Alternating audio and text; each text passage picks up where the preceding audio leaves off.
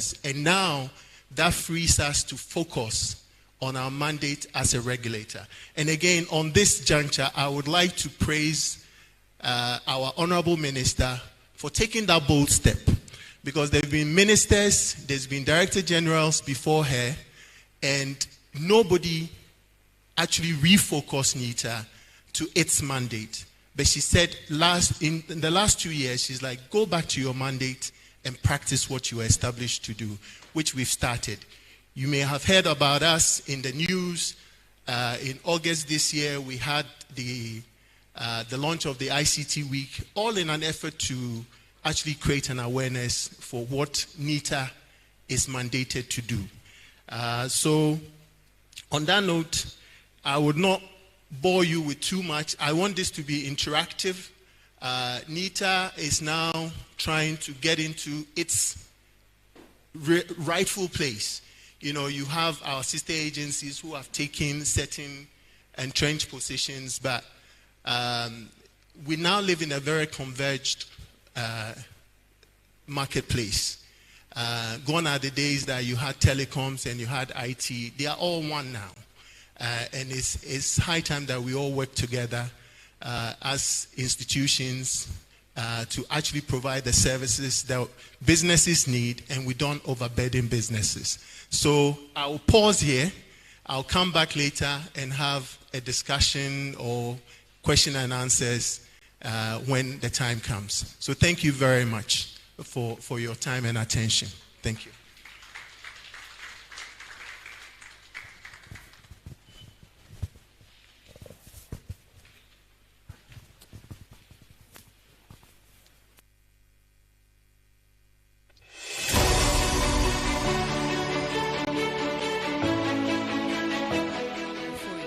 The head of policy at Ministry of Communications and Digitalization.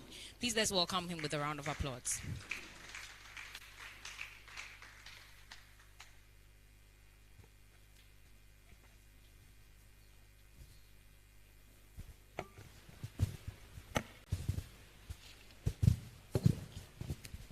Good afternoon to you all.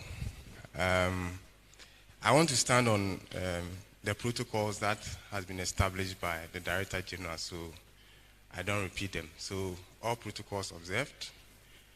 I stand in the shoes of the Honorable Minister for Communications and Digitalization, Honorable Esla Owusu-Ekufo, and to say something small about this workshop. Ghana is implementing what we call a digital agenda. We are doing so because the world is changing. The world is moving towards being digital. The traditional ways of doing things have changed. We no more go to them anymore. Before, you need a radio to listen to radio, FM, and all that. But now, because of technology, you can use your phones. You can even listen to local radio through the internet. And you can comment or speak across. Now, before, you couldn't see the people in the radio station, especially when they're having their morning shows. But what do you see today? Because of technology, they are on TV, so to speak, because they do either YouTube or they do Facebook Live. So we are able to actually associate the faces to the voices that we hear. That's how technology has advanced. When NITA was established by their law, Act 771, the long title of that act is clear. They are supposed to regulate ICT and related services and also implement the ICT policy. They are supposed to have standardization for that ICT sector. They are supposed to give licenses, certifications. They are supposed to ensure that there's interoperability. They are supposed to ensure that we avoid duplication of services.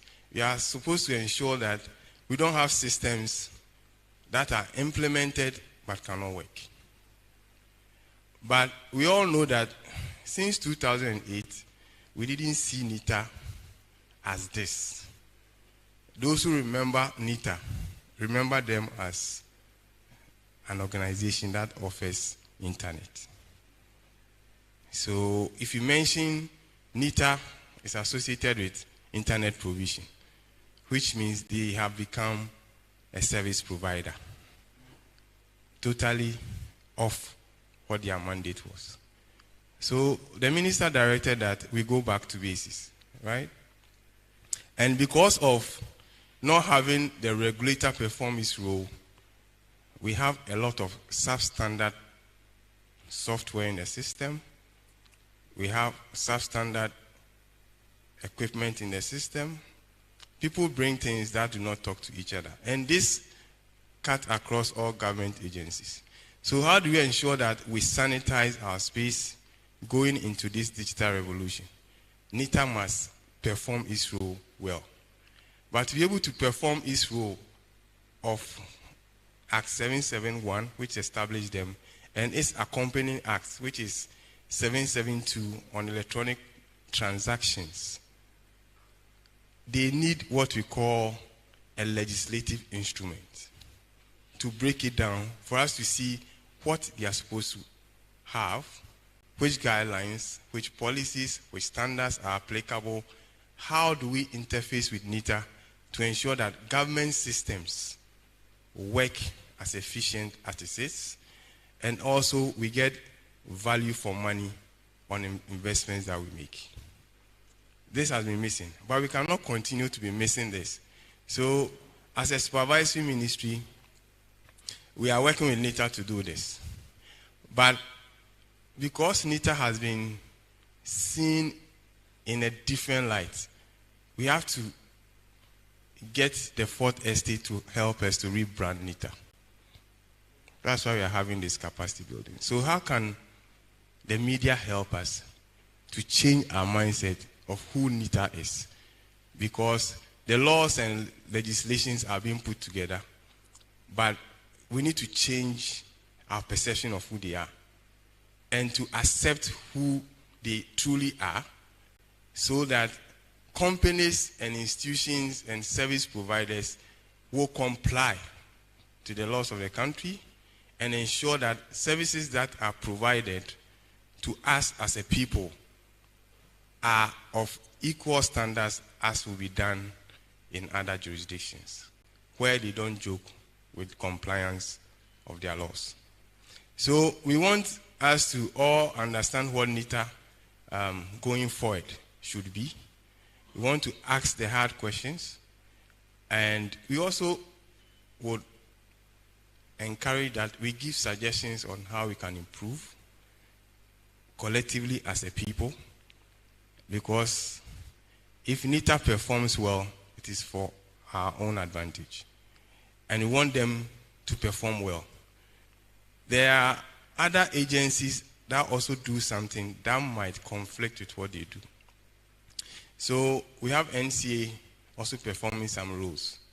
Some of the areas are gray, and we want to identify, so we use our resources well. Where NCA, maybe because of experience, established protocols, they have infrastructure, they are already in the space, should we stop them and let NITA start all over again? It's a question mark we need to answer. Where NCA is not and NITA is strong, can they be supported to do this well so their mandate is clear?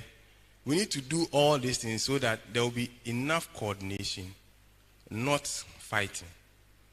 We should be seen as working together as institutions that will ensure that the main goal is the user. I'm a user. So even though I'm in charge of policy, I see myself as a user first. And so I ask the questions as a user. Because if it works for me, it will work for my mother, who doesn't know anything but must benefit. And it works for me, it means it will work for the industry, it will work for the media, it will work for all of us, so that the services that we provide will be effective. And it can be comparable to everywhere we travel. So I hope we will all benefit from this workshop, and I look forward to your suggestions. Thank you.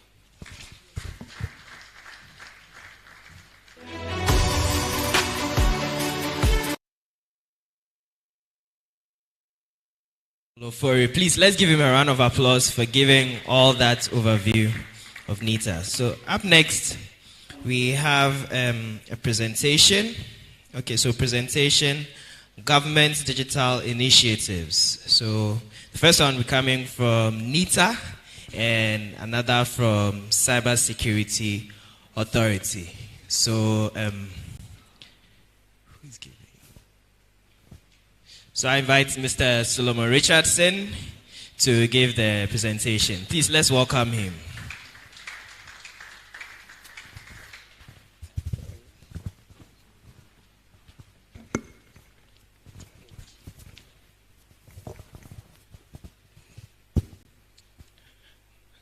Good morning to you all. It's good afternoon. You see, because we did not start early, we still logged in. We still logged up in the morning frames. Anyway, my name is Solomon Kofi Richardson. As I said earlier, I work at NITA as the Director of Technical Services, and we are happy to be with you today. We're going to look at regulating our digital space.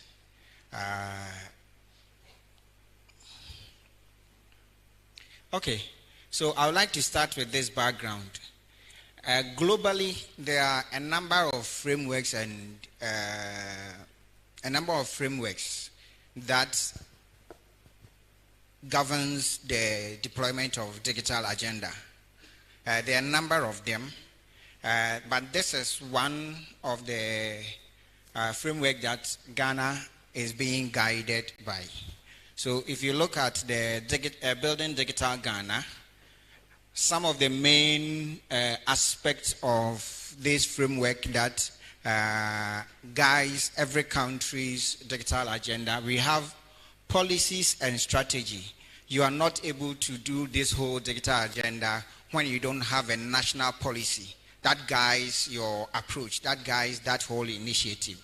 And of course, a strategy to implement those policies. There is the legal framework. The legal framework is expected to provide you with the enabling environment, the necessary laws, the regulations, and all those sort of things that will make sure that your digital journey can be guided within the laws of your country. We have, let me talk about digital infrastructure. Of course, digital infrastructure is what is going to anchor your whole initiatives. And then I will take the digital infrastructure and then even break it further. There is that issue of security. The cyberspace has become very, very important nowadays, and I'm happy CSA is here to lend their support. And so security is very important when it comes to you building a digital nation or a digital economy. There is the aspect of data governance. Data governance. We've moved to an era where now data is one of the most critical, you can call it commodity. Without data, your whole digitalization agenda will be very, very difficult. So right now, data is very, very important. And you need a governance framework for a nation when it comes to data to guide data sharing, data security, data classification, all those sort of things comes under data governance. Then there is, of course, digital skills development. Once you start doing that, you find out that when you start rolling out digital initiatives, certain part of your human resource will be rendered redundant. You need to reskill them. You need also to have a team that is skilled enough to support your whole digital initiatives. You need to skill the people to be able to use the services that you want to roll out, the devices that they need. You need something like financial inclusion education, all those sort of things. So the whole aspect of digital skills is a huge component of the digital economy framework that every country takes very seriously and look at. So this is the background, this is the framework that is guiding our country and a lot of countries when it comes to the digital journey. Please. I have. Okay. So when we take the policy and strategy, Ghana had its first ICT policy in 2003. Ghana, we had our first ICT policy in 2003. and that was the ICT for Accelerated Development policy. And that started the e-Ghana project that brought about institutions like IOS and then all those. So that policy was, you can say, so far as digitalization is Ghana, was our anchor policy.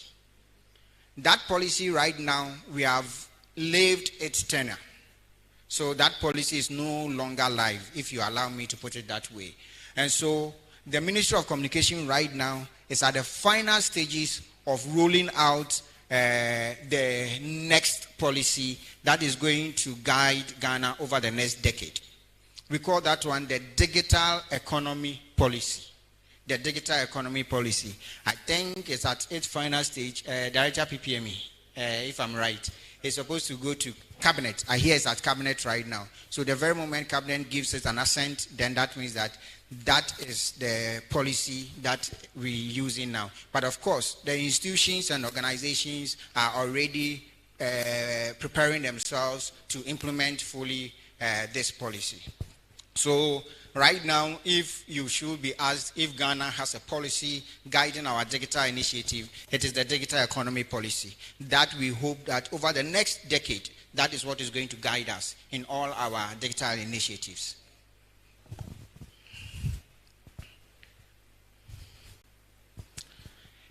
Now, when I took the initial framework, one important framework important component is the digital infrastructure. Very, very, very key. Digital infrastructure. But what constitutes the issue of digital infrastructure? We have this element, connectivity. Connectivity, it's like the air that you breathe when you talk about digitalization. Without connectivity, it's very, very difficult for you to roll out any digital initiative. So connectivity is very key. We have payment infrastructure. Payment infrastructure also falls under the digital infrastructure. We have digital, before I come to that, ID infrastructure. ID infrastructure. We have the e-government services, and the e-government and digital services. Sorry about the rendering. I think as it's being rendered over there, it's showing things differently. Then we have the data infrastructure. When we talk about the data infrastructure, we mean the data centers, we mean the cloud infrastructures, and then those kind of things. So this actually is what comes under digital infrastructure. And as a nation, you need all these components to be, and even more. But at least when you have these ones, you know very well that you are well positioned to be able to deliver your digital initiatives.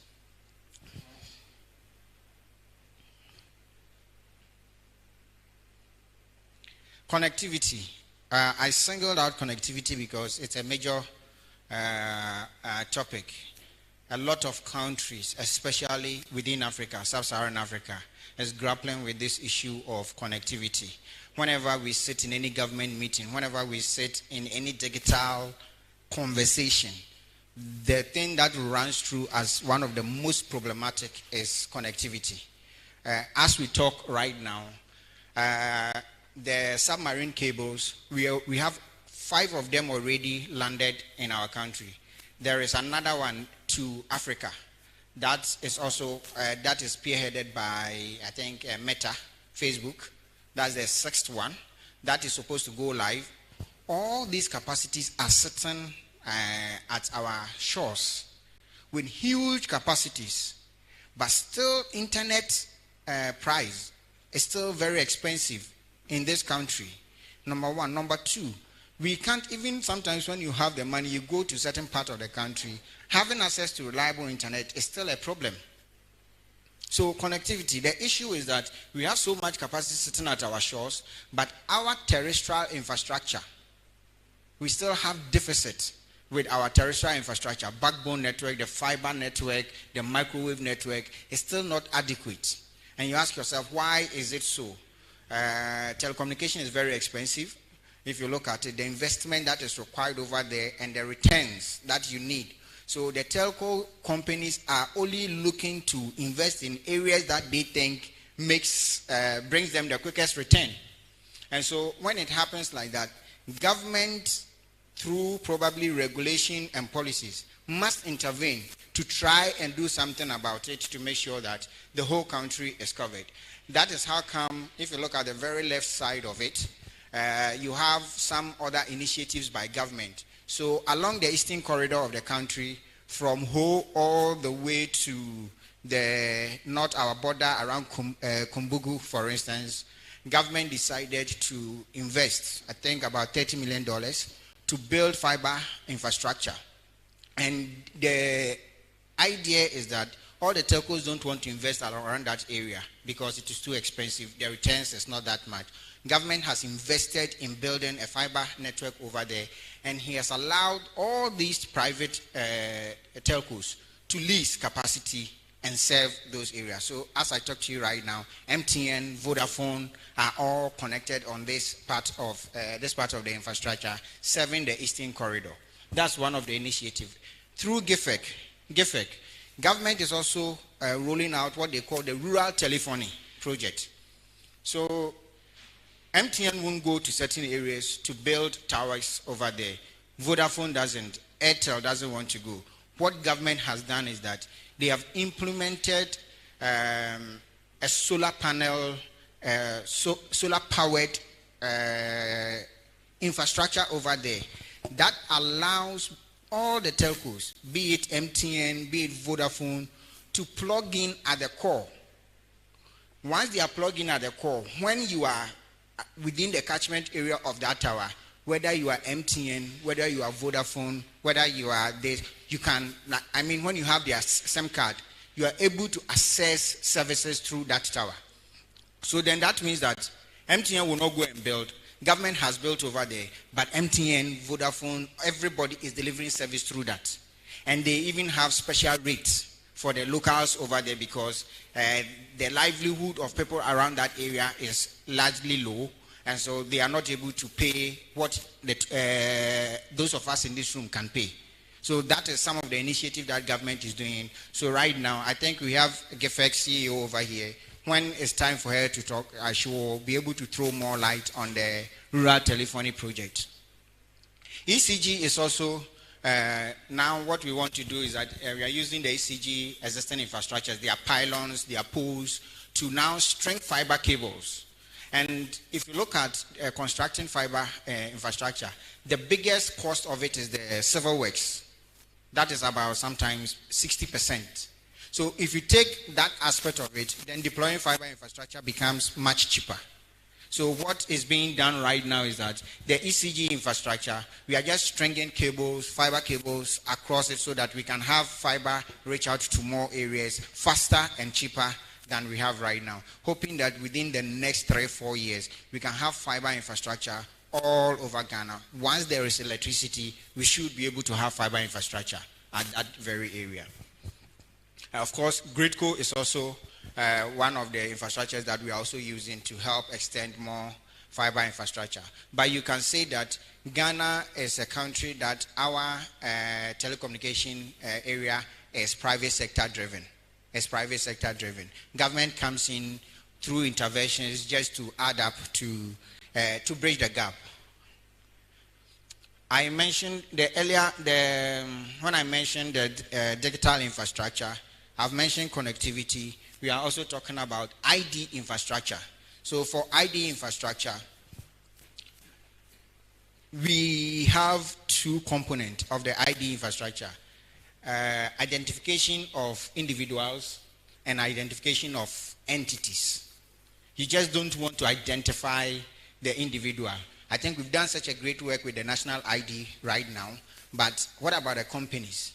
With the companies, we are still having one company that exists in somebody's database as Kofi and Sons, and then we are having the Kofi with KOFI. It is existing in another company, that same company, in another company's database as KWOFIE and Sons. We need to stop all this. So we are also trying to roll out the entity identification system, and that is being done by Registrar General. So now they are called Office of, I think, is it Office of Registrar of Companies. Thank you very much. That's it over there. So now RGD probably by mid of next year, we'll have a whole new system that is rolled out, that takes care of that. That will make sure that each and every company has a unique identification, digital identification. And then we are going to do a similar integration like we've done with NIA, where when you go to the bank, all you have to do is provide your national ID. They enter the number. Once they verify it's you, all other information that is required will be pulled.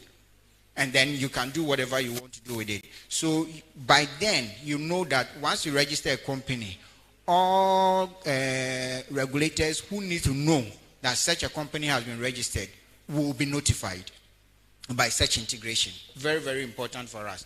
And then our payment infrastructure. Of course, we all know the mobile money interoperability, very key. We know the banking switching system, very key. And these are interconnected. And I say that these two initiatives are the very initiatives that has taken Ghana's digitalization effort to where we are right now. It is very key because once you have this in place, the rest is more of private sector driven. The rest is more of private sector driven. It's now making the fintechs go roll out all the initiatives that they have to roll out.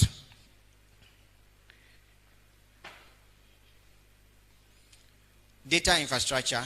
I mentioned data infrastructure consists of data centers and cloud infrastructure. So right now we have about 5 private data center commercial providers in the country.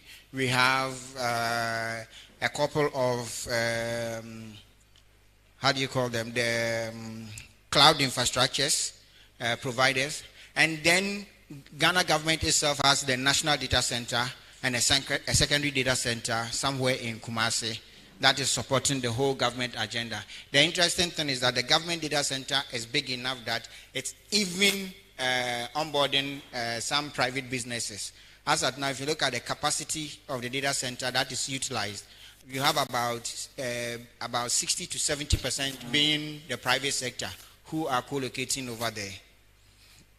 Of course, government has also built its own private cloud infrastructure through which all government agencies are now taking resources, IT resources over there and rolling out their digital initiatives. And then NITA is also partnering with Smart Africa to also come up with what we call the federated cloud infrastructure, also to serve the space. All these initiatives is to make sure that the infrastructure is there in abundance to push down price and then to make sure that organizations can quickly, be it private or public, can quickly roll out digital initiatives. You don't need to build a data center yourself to now want to do some digital initiatives. Security, very critical. When it comes to security, these are the 3 initiatives that we want you to know. We have what we call the national SET, Computer Emergency Response Team. We have the national one that sits with cyber security, the national cyber security, and at that we have the sectorial set. So the sectorial set have people who are coordinating that and reporting to the national security. So anytime there is any cyber incident, it is coordinated through this structure, the set structure, to make sure that we can quickly provide that there's the needed skill set and then the structures to be able to deal with that very, very quickly. We also have the CII, that's the critical information. The owner himself is here. Critical information infrastructure. These have been categorized as such, and per cybersecurity laws, they are supposed to be set up certain way. They are supposed to meet certain standards and then operational requirements, making sure that the risk of cyber threats is being eliminated to the barest minimum. Then, of course, we have what we call the PKI, public key infrastructure. The public key infrastructure is also an infrastructure that has been built, has been rolled out. It's also being handled by NITA. This provides some added and additional security. It allows us to what we call digitally signed document.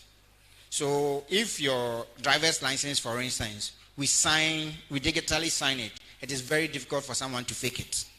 You can't fake it. So our national ID, for instance, is built on this technology.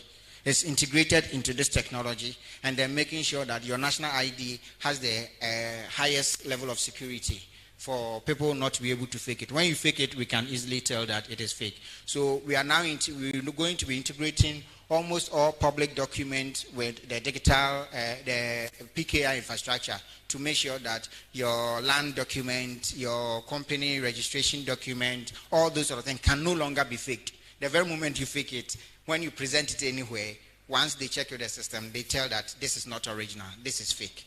So this is, actually this is the global technology that is being used for all international passports. All international passports. So it's very secure. Now I will move on to the data governance very quickly.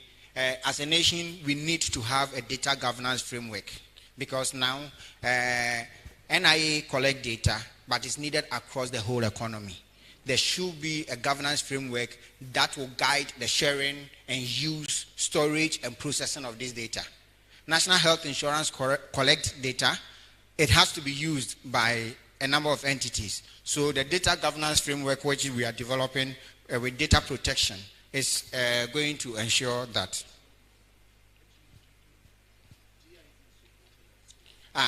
Yes, okay. So even the GIZ, who is our partner over here, as part of the organization that has supported us to come up with the data governance framework. Then the legal framework. I just selected a few government institutions under the digital space just to make a point. So you need a legal framework that will guide the whole digitalization agenda.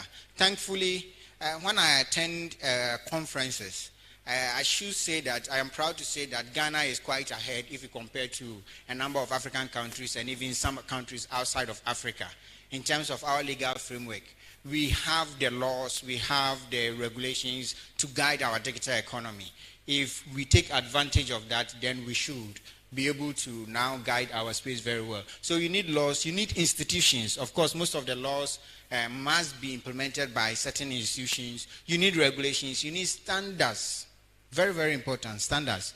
And then guidelines to make sure that your whole digital space is well regulated. So you can see you have NITA that has certain acts. You have cybersecurity there, NCA, data protection, all guided by certain acts, and then they implement and make sure that it comes true. So with this one, I zero into NITA.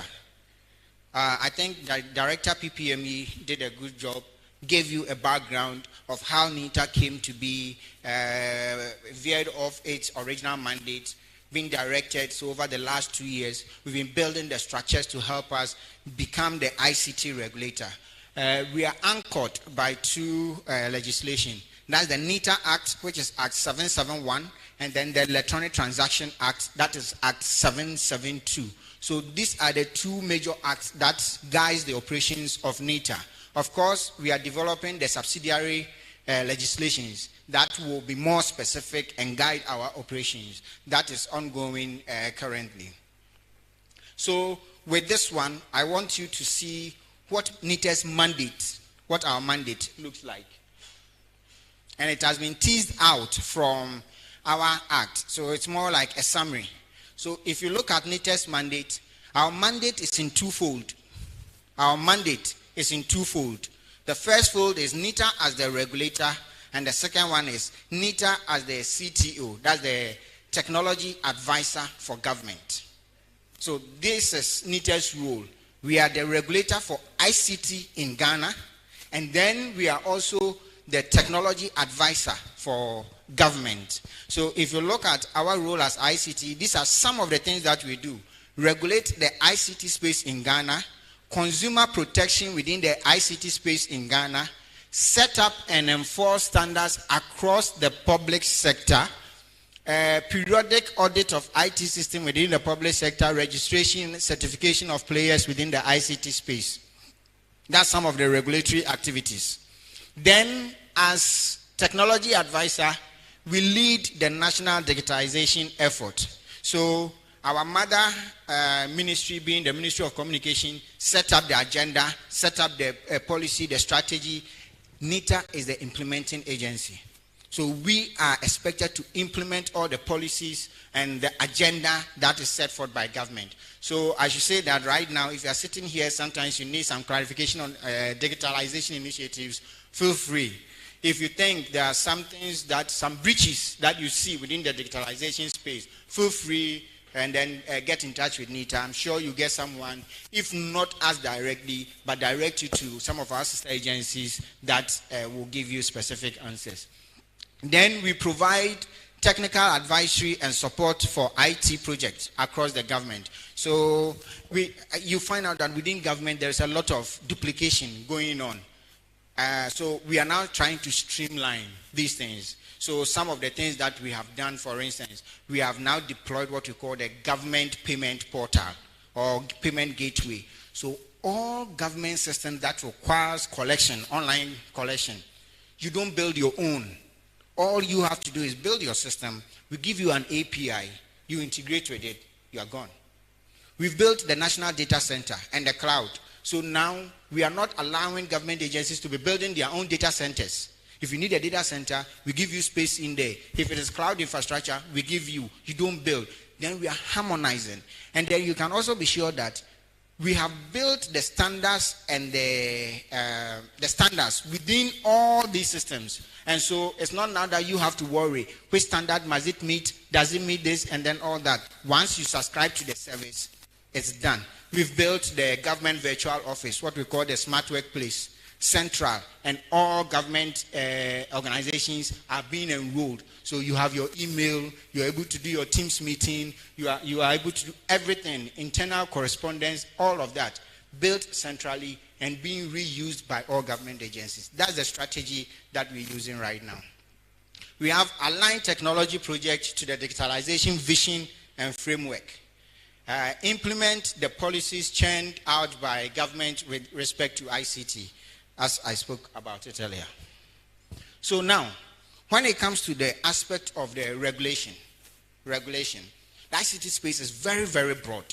And sometimes regulating it alone, it becomes a bit of a challenge. So our strategy has been to identify what we call the regulatory verticals. So we identify certain regulatory verticals and then do targeted regulation for those verticals. So far, these are some of the verticals that we have identified that we are working to develop the regulations for. We have ICT vendors. We had a situation where we bought toners for our office. This is NITA I'm talking about. We bought toners for our office. And then by the time we were ready to use the toners, 95% of the toners were fake. 95% of the toners. So you put it in the printer rejects fake. And then that means that you can't use it. So if the ICT regulator, they are swindling us, then you can imagine the other government agencies who do not even have the technical know-how to be able to determine. And then the general public. So we want to say that if a media house takes their hard-earned money and go and buy toner, we want to ensure that that toner, if it is HP toner, it is indeed HP toner, coming from HP and nobody else. And so if it is not HP toner, we don't want to allow it into our country.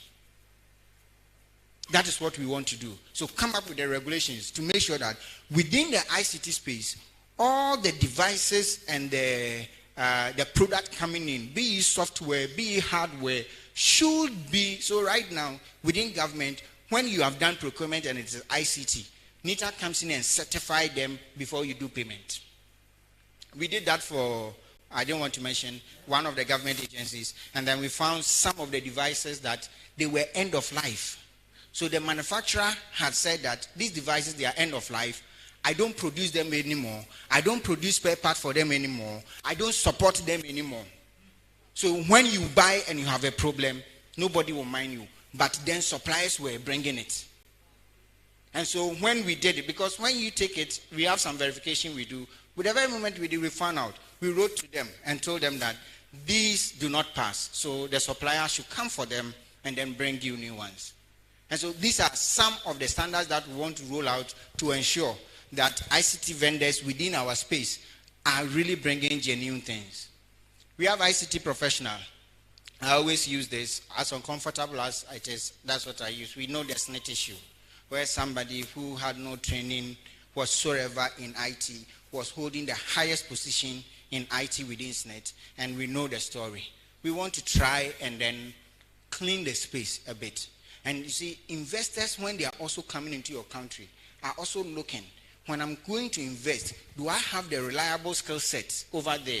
If I hire somebody and he says I'm database administrator, is he really database administrator? So we want to come up with a framework that will help us to ensure people will not maybe register with you, but then when you have some database that you publish, HR people will want to make sure that they are going there, and then it will encourage people that, look, for me to be more marketable, I need to submit myself to be assessed through the framework to make sure that at least HR people will know that I am really qualified to do this job. So we also want to take care of that. We have what you call commercial, I think that's the commercial data centers.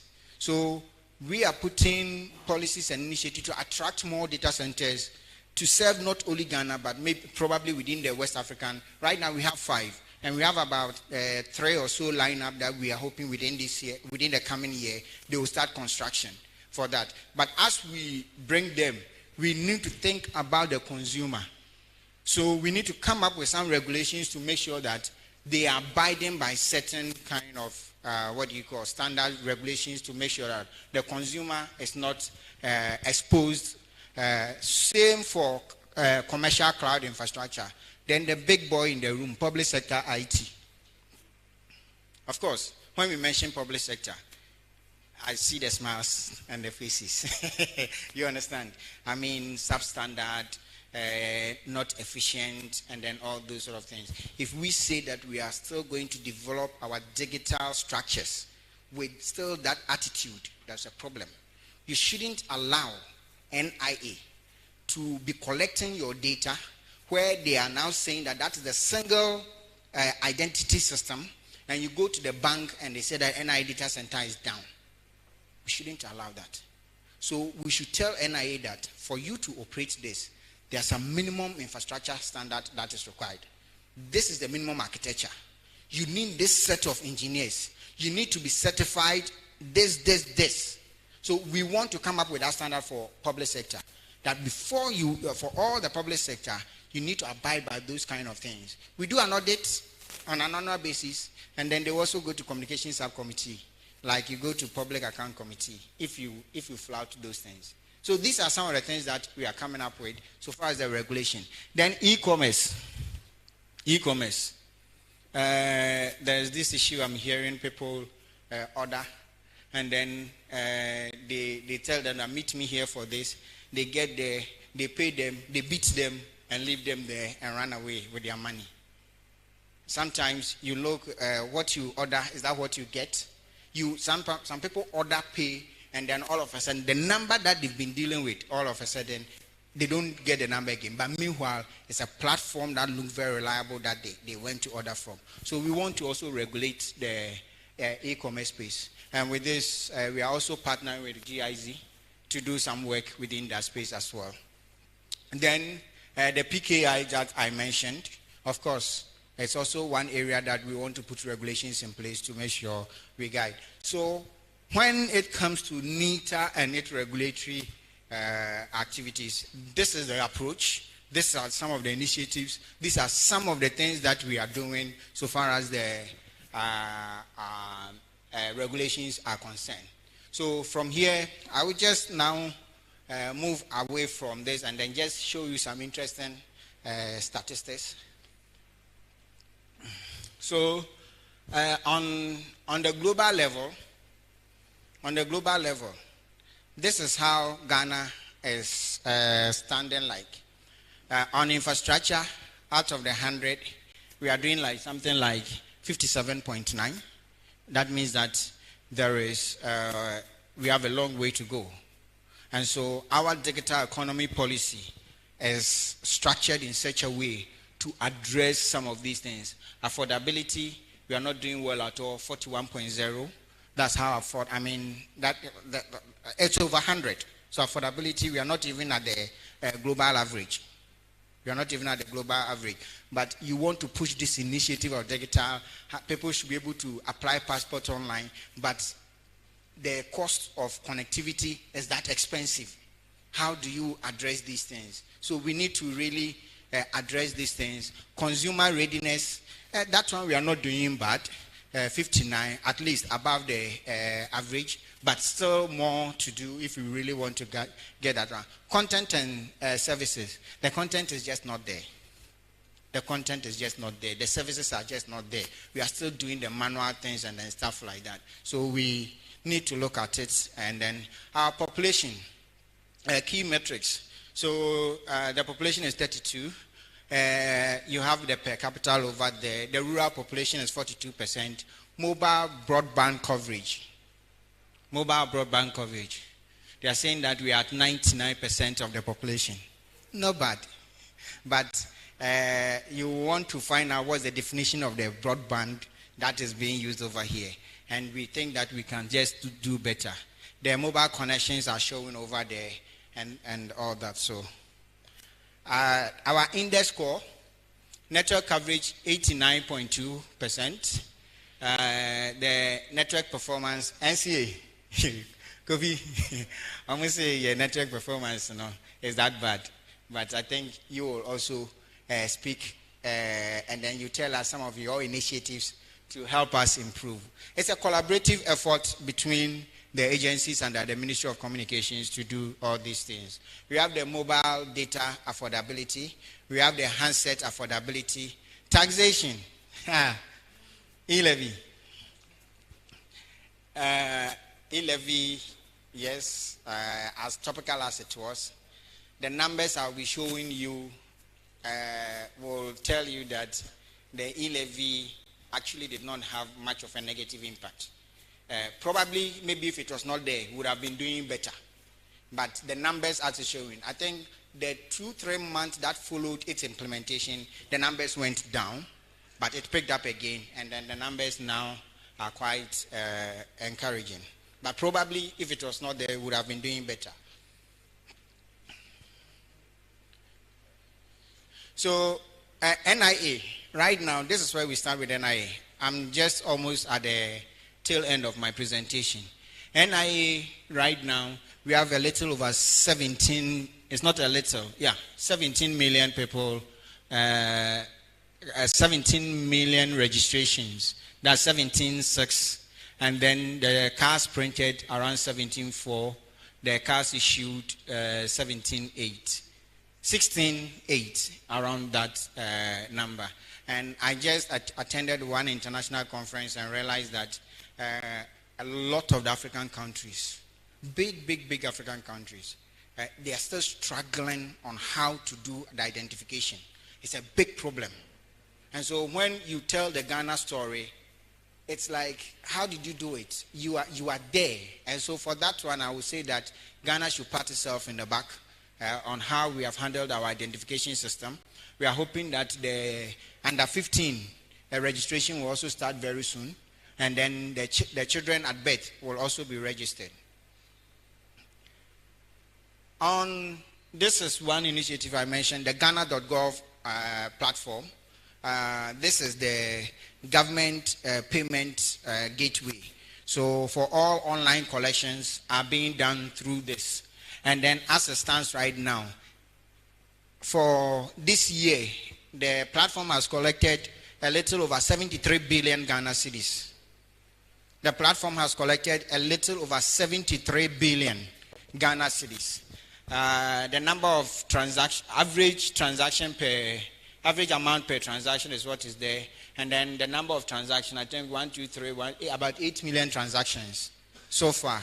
And then the breakdown per year is what we have down there from January all the way. So we have collected up to 73 billion Ghana cedis till I think the October. As at end of October. That is how much the platform has collected. GRA passports, all those sort of things. When you are doing, you make the payment through this. So it is a centralized system that has been deployed, and all government. So you, as a government, you not a government agency, we will not allow you to build your own. When you are doing any, and it's connected to every bank, so you can do the transaction on your phone, or you can walk into a bank and then make any bank you can think of. Even the rural banks are connected to this platform. So when you go to a rural bank, you can still pay for government services if you are not able to do it on your phone. So the issue of inclusion, for instance, is well addressed over here.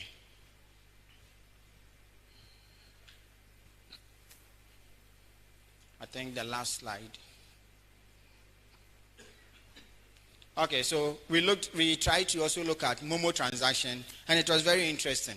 According to the Bank of Ghana data, Momo transaction in Ghana totaled, I think, 550 billion in the first 4 months of 2023. The first 4 months of 2023. And then let's go to the next transaction and then see. So now, this is where we are. If you look at August, we now at, I think, yes, total money transaction hit 1.19 trillion in the 8th month.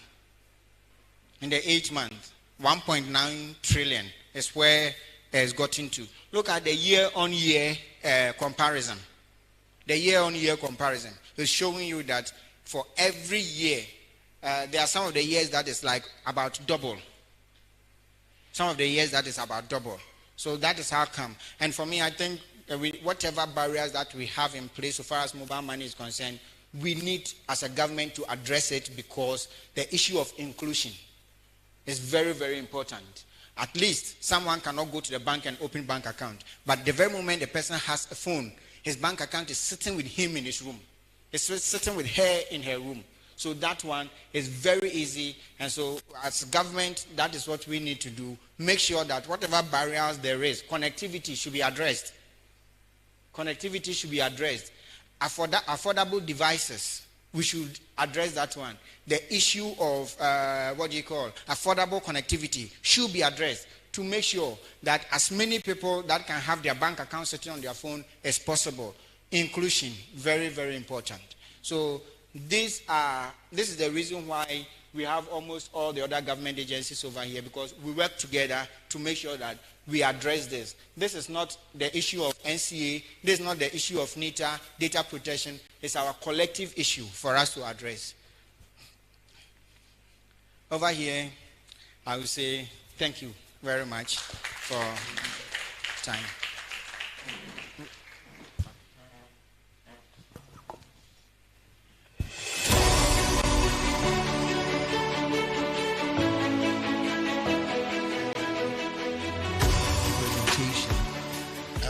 A few issues came up during the presentation that I think we should look at.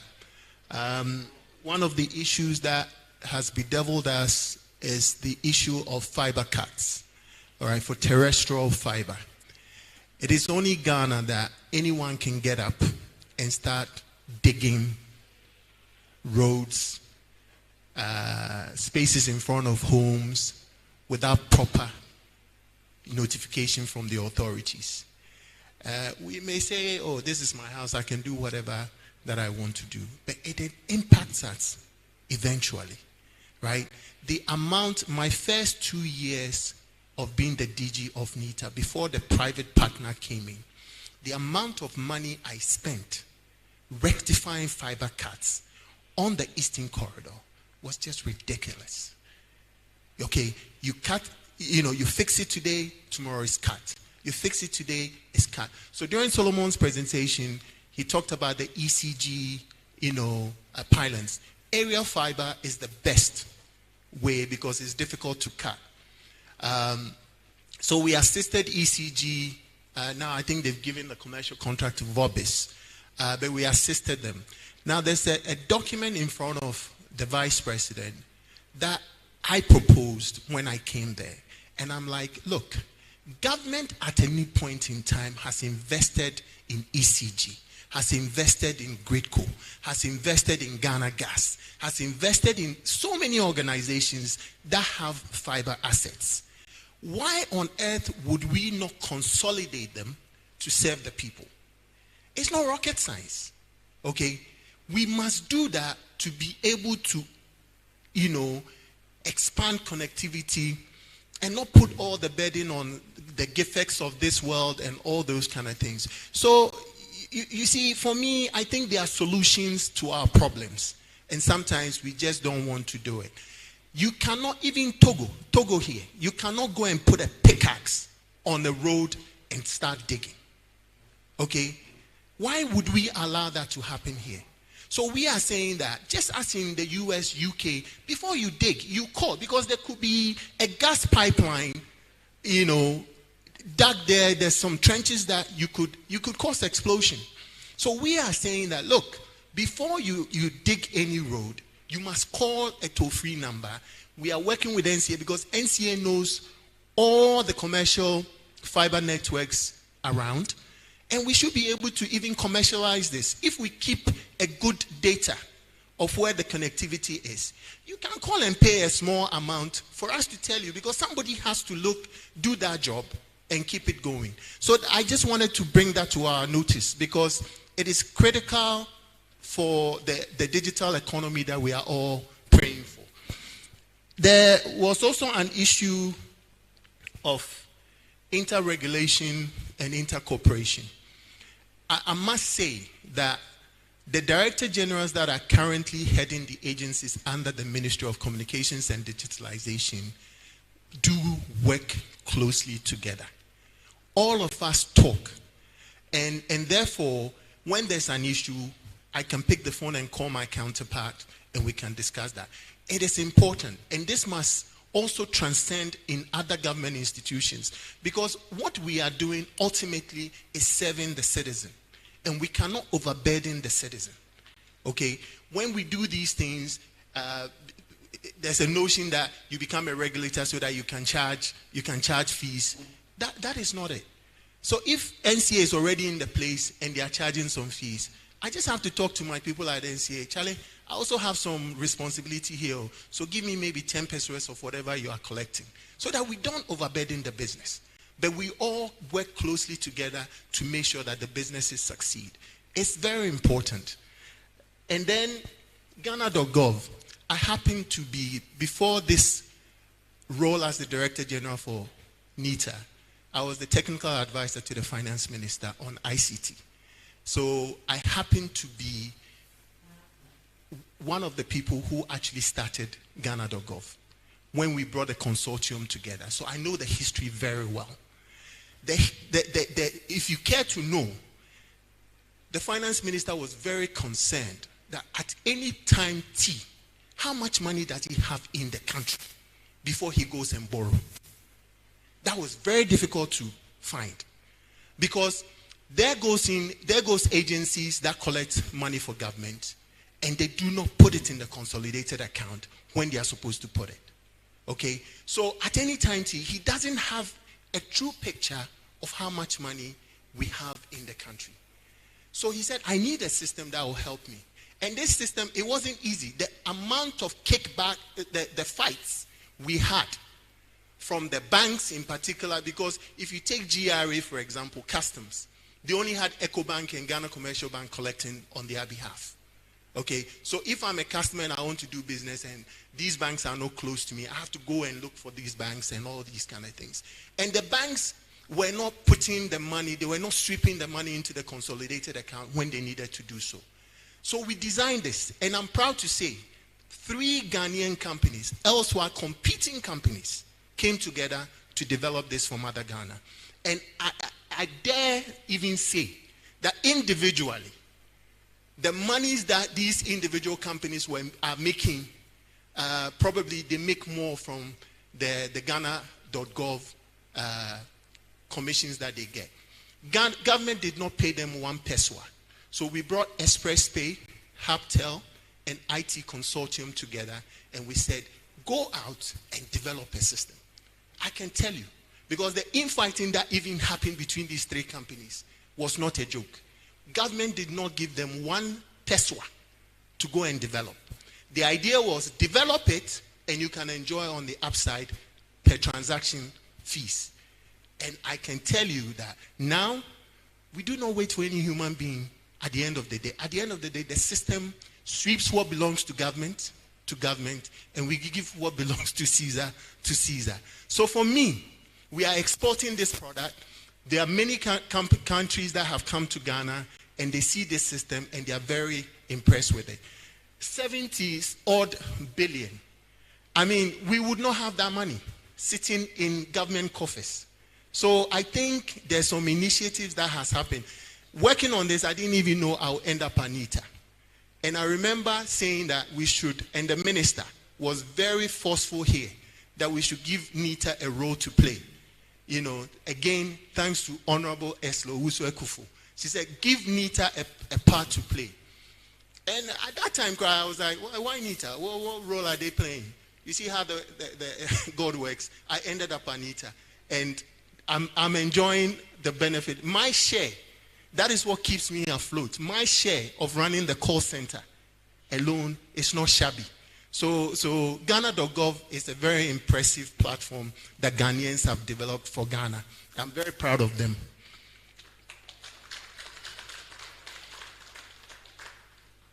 Taxes. We talk about taxes. Now, I happen to have spent most of my formative years in the UK and my working life in the US. Now, any developed country cannot get around tax. Okay? Taxes are what we use to run the country. I know that we are overburdened because it's the same few people who pay the tax. Therefore, we must push GRA to go out and expand it. In my role at finance, we went to FRIS, which is the IRS for Nigeria. What they do in the evening, they send operatives to the night market. And they buy things and they buy with debit cards.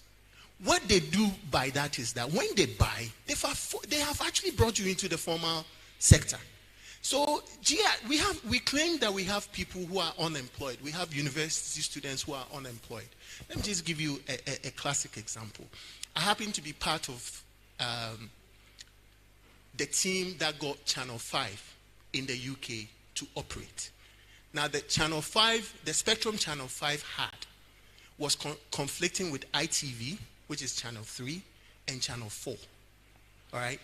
So the government of the UK said, Channel 5, if you want to go live, you have to go around the whole country and retune everybody's TV decoders to make sure that there's no conflict. What did Channel 5 do? They segmented the map, the country, into areas, and they gave people. I was one of the supervisors that was hired. I was in South London, so we have the Brixtons, the Peckham, the Streatham, the Mitcham in that area. Okay? We hired people who went door to door and they tuned these things. And Channel 5 was able to broadcast on time. On time. The time that the broadcaster, the ombudsman or whatever gave them, they were able to achieve that. What am I saying this for? We have young people in this country who are not working. Can we not segment areas and put them to work, whereby every evening they can map an area? We know who is doing check here. We know who is doing cocoa and Cartier here. I mean, and just charge a flat rate. A flat rate.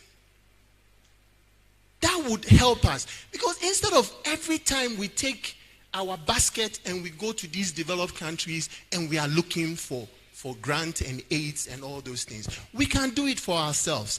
And it bothers me because it's the taxpayers' money that they've collected that they are bringing to us. Why can we not do the same? So for me, I look at these things. It was a suggestion I gave when I was in my previous role. Because Nigeria does it. They go, they buy the kebabs and whatever. They buy it with debit card, and they will formalize you with that process. So I think we shouldn't complain too much when we are paying taxes. We just need to expand the net, because it's the tax that we use to do everything else. So I have my finance hat on a bit. Tax is not so bad. That when we are all the same people are being taxed over and over and over, it's a problem. We must expand the net. And I think there are many ideas to be able to expand the net. So thank you very much. Thank you, DG, and thank you, Mr. Solomon, for the excellent presentation. Before we have our next presentation, there's a sheet going around for those who would like to visit the data center. So please write down your name, your media house, and then the dates. It starts from tomorrow so that we can arrange and contact you to visit the data center. Thank you. We'll have our next presentation from Mr. Stephen Kujoseshi from the Cybersecurity Authority. Thank you. Please give him a round of applause.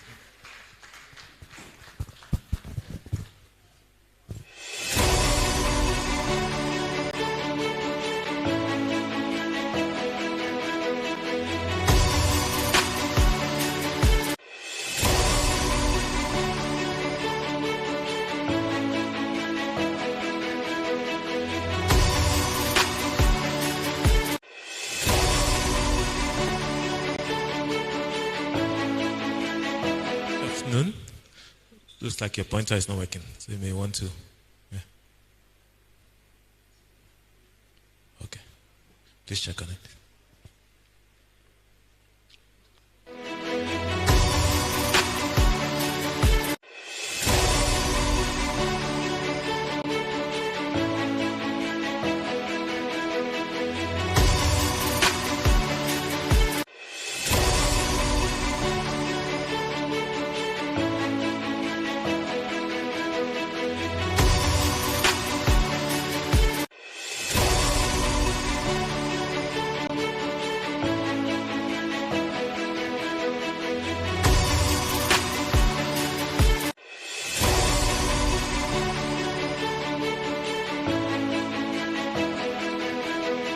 Of the security, the sort of security that NITA provides for the digital space. I mean, quite recently during the Meet the Press series of the Energy Minister, I think he did concede that the ECG was hacked. And so one of the questions I would like to ask was what NITA did in that regard, and what are some of the preventive mechanisms that NITA has also instituted to ensure that some of these state, assets are not tampered with. Again, in your response, when you were talking about the fiber issues and all that, I wanted to direct this question to you: that how do fiber cuts specifically impact the operational resilience of NITA? And then, what broader consequences might arise for the digital economy if prompt solution is not implemented to, curb such disruptions? Thank you very much. Thank you.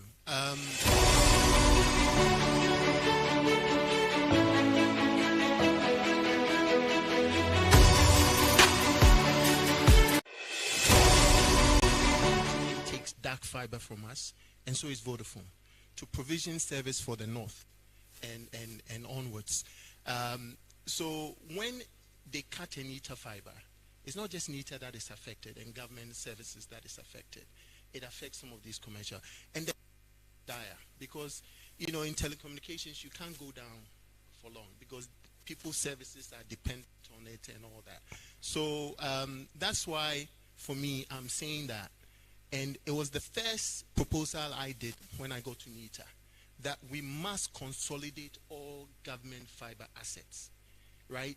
And then when you do that, you probably find out that when the NITA network is here, there's probably an ECG network here. So if there's a cut from the NITA, I can hop on to the ECG network, provide the resiliency or the redundancy that one requires to operate. So that without a doubt, I know we've brought in national security. It's being worked on, and I can tell you that the senior minister or the senior presidential advisor has taken this personally to VIP's office to look at that. So this was something I proposed to my minister, and it went to the finance ministry because it cost us. And it's not just the cost of downtime, the cost of to businesses as well. Because where I come from in the US, if Verizon or AT&T goes down and they go down they'll have to pay me money. All right. And I remember when I came to Ghana, I was working for an investment bank, and I introduced this to Ghana Telecom. They said, "Oh, we haven't heard before." I said, "If I go down, you pay me for the downtime." If we do that, people will set up and be serious, because when the network is cut, maybe my website is not up, my emails are not working. Okay, so it's important. So I hope I've given a bit of color on that. Then the other one was ECG. Yes. So with cybersecurity, we were called in. It became a national issue. We cordoned off the place, and we worked together. And now I can tell you that ECG systems are at the National Data Center. Someone mentioned that we have capacity. But you see, government agencies, and I think the problem here, is that once a government agency goes and defends a budget, you cannot tell them what to do. We always talk about Rwanda, and some of these. They pull in resources to the center. Here, if Ministry of Education or Energy goes and defend this budget, they have no recourse to my sector ministry. Let me give you a case in point. Education went to do Wi-Fi for high schools. Okay, there's a sector ministry that has agencies that do this for a living. All right, every day this is what they do. Ministry of Education went and gave them, which was a company that was collapsing. I don't know whether maybe they were giving it to them to help them survive. No problem. But they didn't do a good job. So I was there. Then you get call from Wesley Girls. You get call, my internet is not working. I said, "Madam, I didn't do that work." But because they know meter or internet, they'll come to us. This is why I talk about the collaboration amongst us. If we want a digital economy, digital infrastructure to work, I think we must pull in some monies from all these agencies or government institutions and pull it to the center and use it for development. But coming back to EC, so we did analysis with cybersecurity. We made sure that the system is now sitting with us. When you host your stuff at the National Data Center, which has a backup, a DR site in Kumasi, right? That means that everything you do is backed up. You also have SOC, a security operations center. It's actually monitoring everything. But we would like to go and build our own for procurement reasons. That's why we are saying that if you don't have to build a data center, we will not allow you to build a data center. There's a national data center that even phase 1 has not been utilized. Therein lies the problem. Government agencies do not want to use the data center, but the private institutions are using it because they are not silly.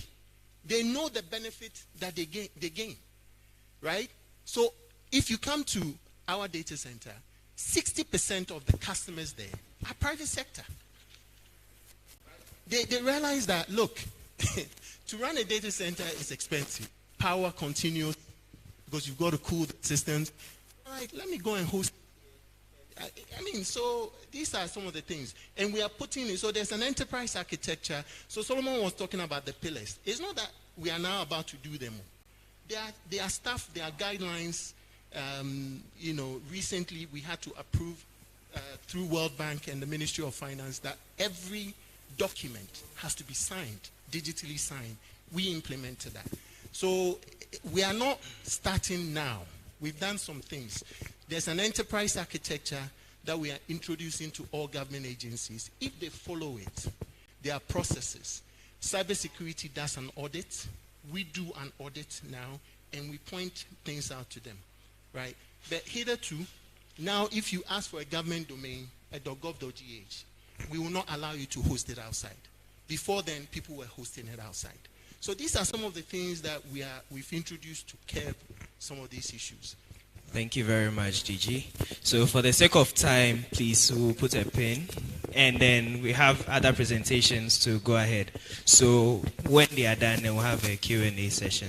So please, go ahead with your presentation. Thank you very much. All right. Good afternoon. So my presentation outline this afternoon is in 3 parts. We'll do a quick overview of how the CSA came to be. Then we'll focus on the vision, the mission, and then the mandate of the authority. And then we'll touch on some key operations and achievements. Right, so the authority is a relatively young agency. It's under the Ministry of Communications and Digitalization, just like NITA. But the journey started somewhere in 2017 with the setup of a secretariat to look into cybersecurity matters. Eventually, there was a working group that was put together to sort of put the structures in place that have now resulted in what we call the CSA. So prior to that, in 2018, we had the Cybersecurity Center. And then eventually, in 2020, when the law was passed, we were able to then set up the CSA in 2021, October.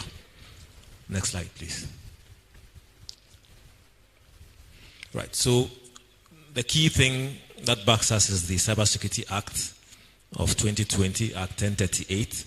And like my colleague, Mr. Richardson, was saying, Ghana, we've done a pretty good job in terms of our legislation when it comes to the ICT sector, and the cybersecurity law is no different. We took inspiration from several world standards or initiatives. The Malabo Convention is focused on cybercrime. That's the Budapest Convention. For Malabo, it's for Africa. It covers data protection as well. We conducted what we call a cybersecurity maturity model assessment in 2018 in collaboration with the World Bank and the Oxford University. That gave us Ghana insights in terms of our maturity for cybersecurity, and that informed the way we wrote the law. We have a national cybersecurity policy and strategy, and that was also a key part in our development of the law. Now we'll look at the vision, mission, and mandate. We've had a great presentation from Mr. Richardson on the importance of digital innovation, digital initiatives in Ghana. And the vision, the core vision of the authority is around securing a resilient digital Ghana. That's our mandate. So all the developments we've done in digital, if we leave them as they are without the right initiative, the right protections, we will lose it. We will not achieve the objectives for which they were set up. And for that matter, our mission is around developing national capacity when it comes to cybersecurity. We must know what standards to use. We must have the right frameworks in place. Making sure that the ecosystem is resilient is also important. So DG for NITA just talked about the fact that they have 2 sites, Accra and Kumasi. That kind of thinking should permeate all digital development. You can't build one thing at one place and put your hand in your pocket and be fine. The day something happens to it, you will lose the services. So resilience is important. Making sure that the infrastructure itself is secure is also important. What software are you using? What hardware are you using? There's an example about someone supplying one of the agencies with outdated or outmoded equipment. Those things are important in terms of securing your infrastructure. Deterring cybercrime. So we've all heard at one point or the other how fraudsters are exploiting some of our systems. And one of the jobs or the key missions of the CSA is to deter that in partnership with other agencies. And then we talk about cooperation. We are part of a ministry. We work with our sister agencies. We work with agencies outside the country, around the world, to make sure that we are practicing the best of cybersecurity. Now, our mandate has a lot of components. I'll not read all of them, but I'll touch on a few of them. So, top of that, we have advising government and public institutions. Cybersecurity is a pertinent thing right now because all our strategies are now digital. And therefore, the CSA's, one of our key mandates is to make sure we are advising government and public institutions appropriately on what they should be doing and what they should not be doing. We've touched on CII, critical infrastructure.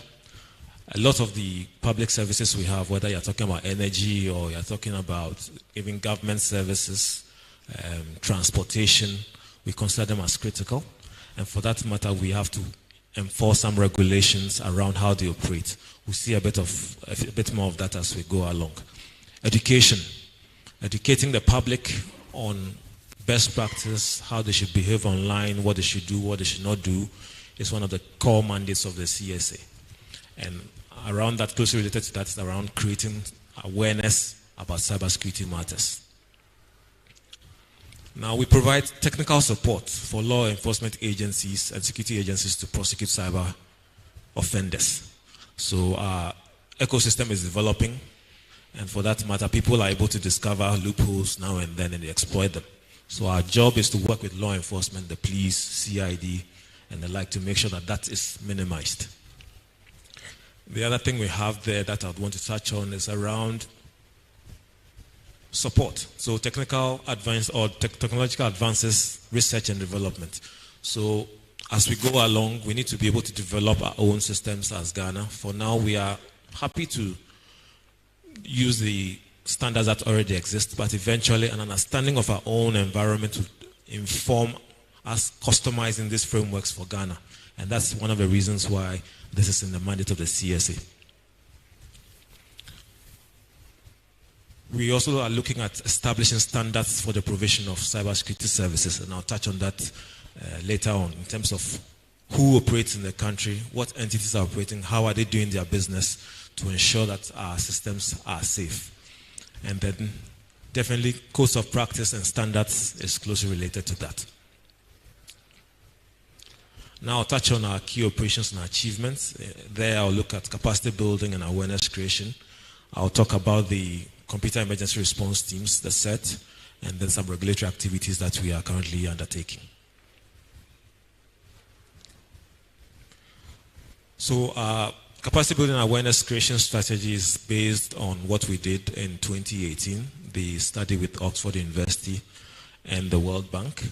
And out of that, we came out with a strategy that focuses on children, businesses, the government, and these pillars inform how we do awareness creation.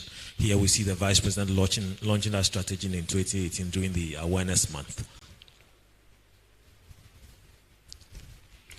Now, the Awareness Month is one of our flagship programs. Every October, we focus on cybersecurity. We have a series of events where we carry out awareness creation. We carry out various programs where stakeholders are educated, they are equipped to carry out the kind of steps that will make sure that we are secure as a nation.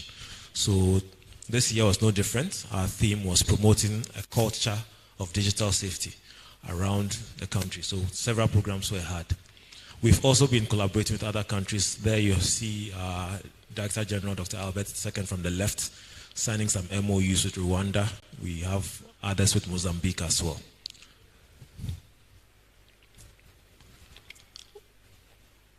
So here we look at creating capacity for our criminal system, our justice system, I should say, criminal justice sector.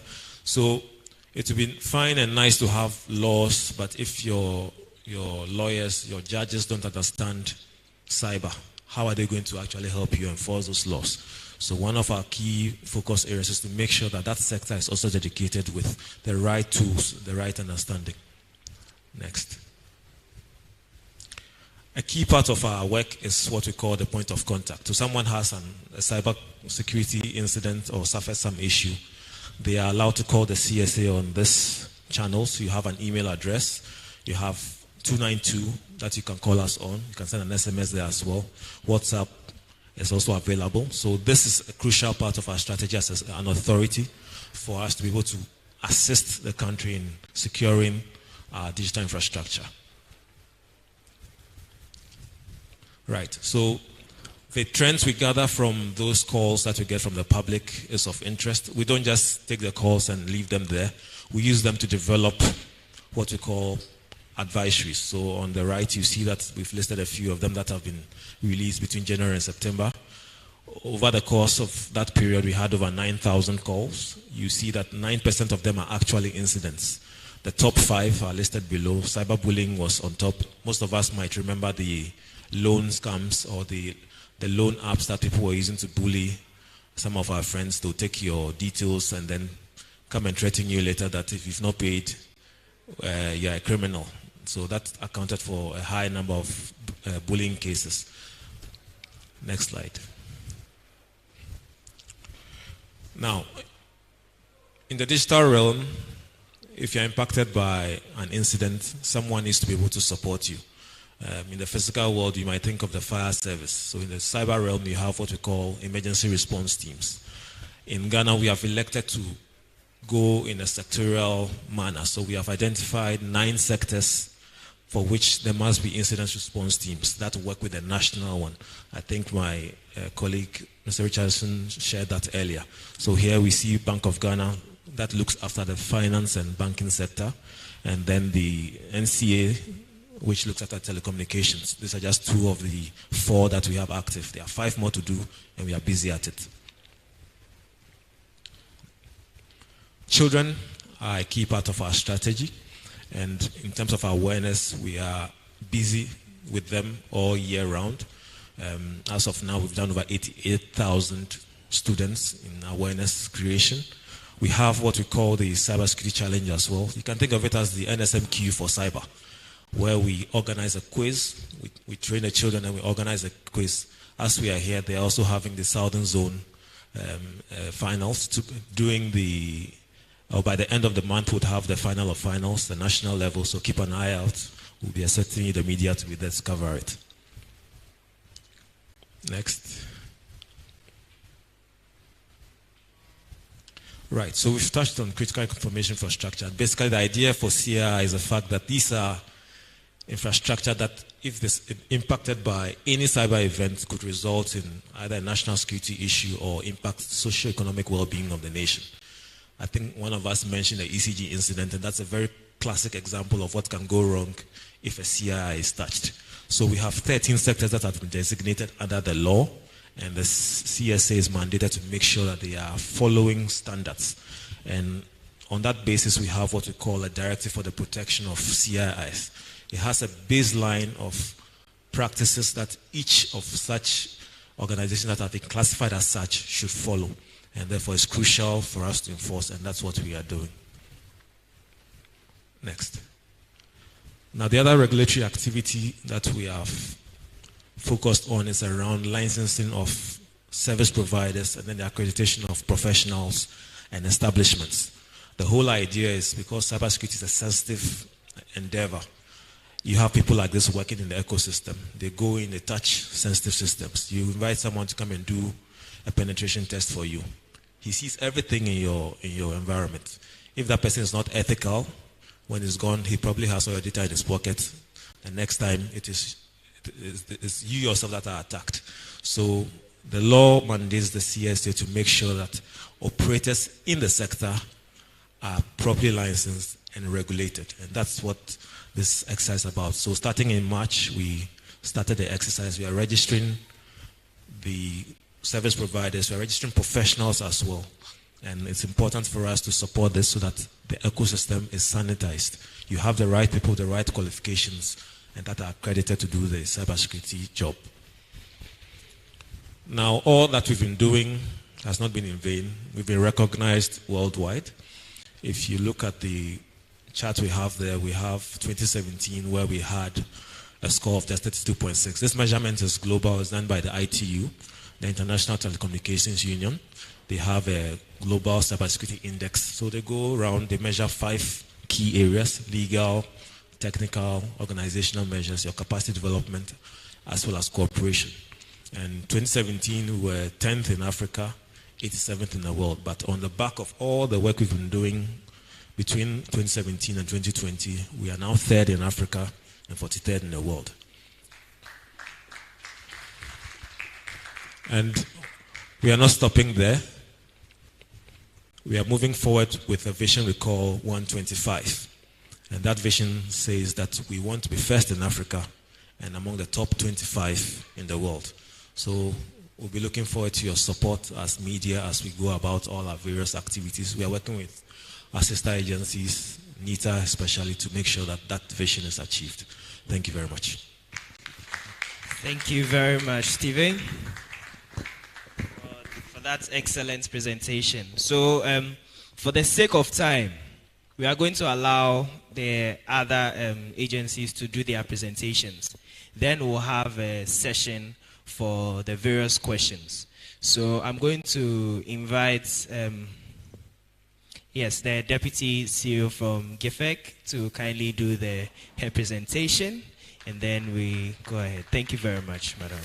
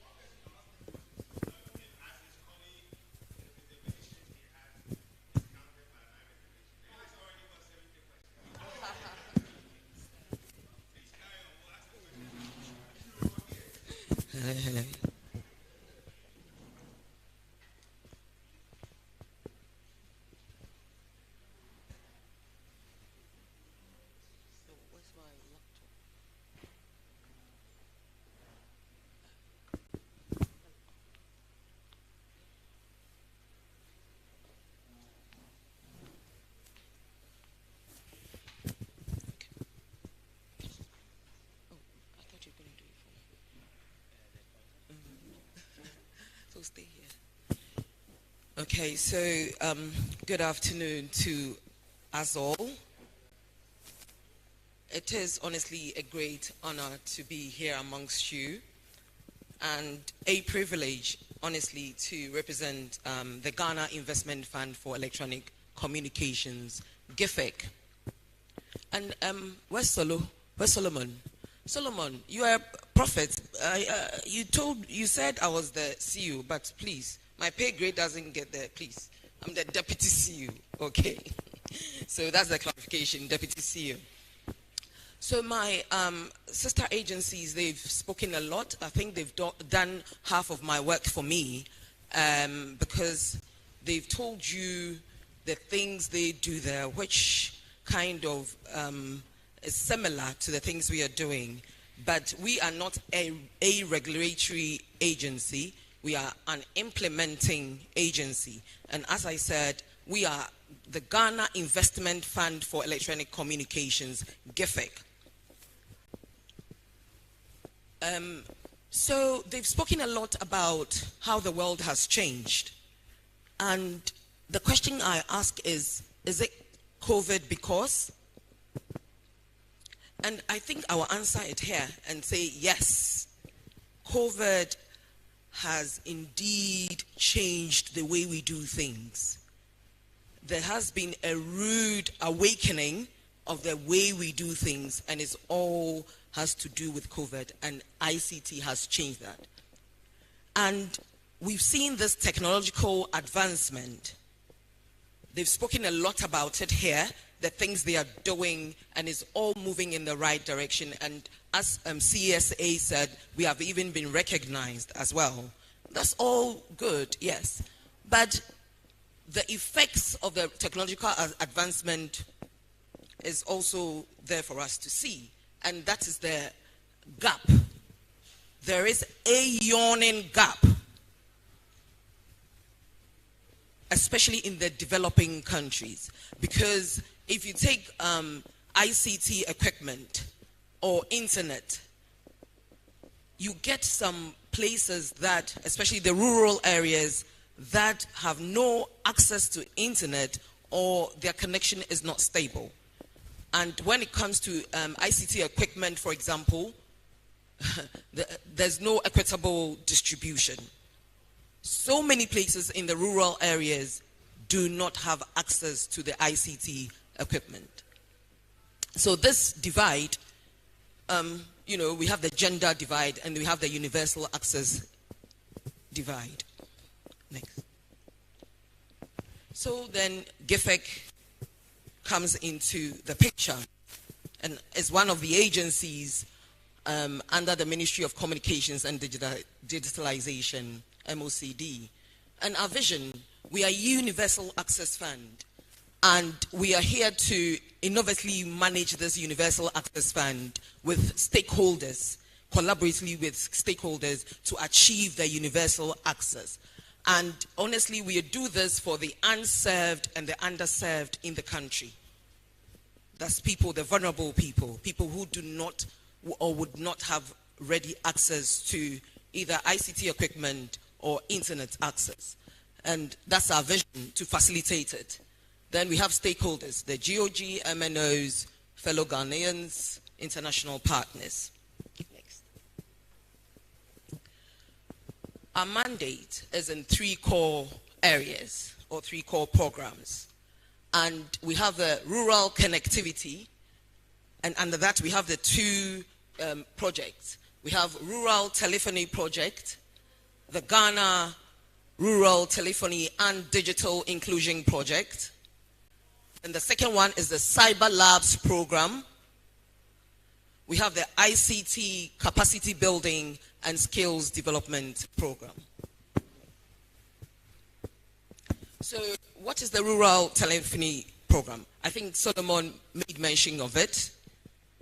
So these are places where the MNOs, the mobile network operators, they are either unwilling to go because of commercial reasons. I think Richard also, the DG also said that. Or they are unable to go because of the terrain. It will be more expensive or too expensive for them, so they are unable to go. But the government is saying, so where does it leave the people who are unable to access it? We cannot leave any Ghanaian behind. So the government has taken it upon itself to help Ghana.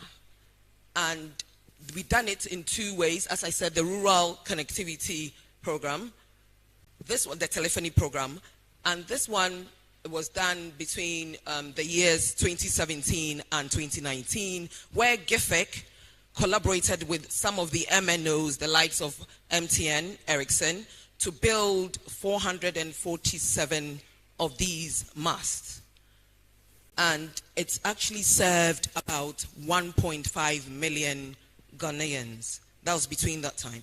So when we saw it was good, the government had to intervene, because GIFEC on its own wouldn't have that sort of money to fund this project.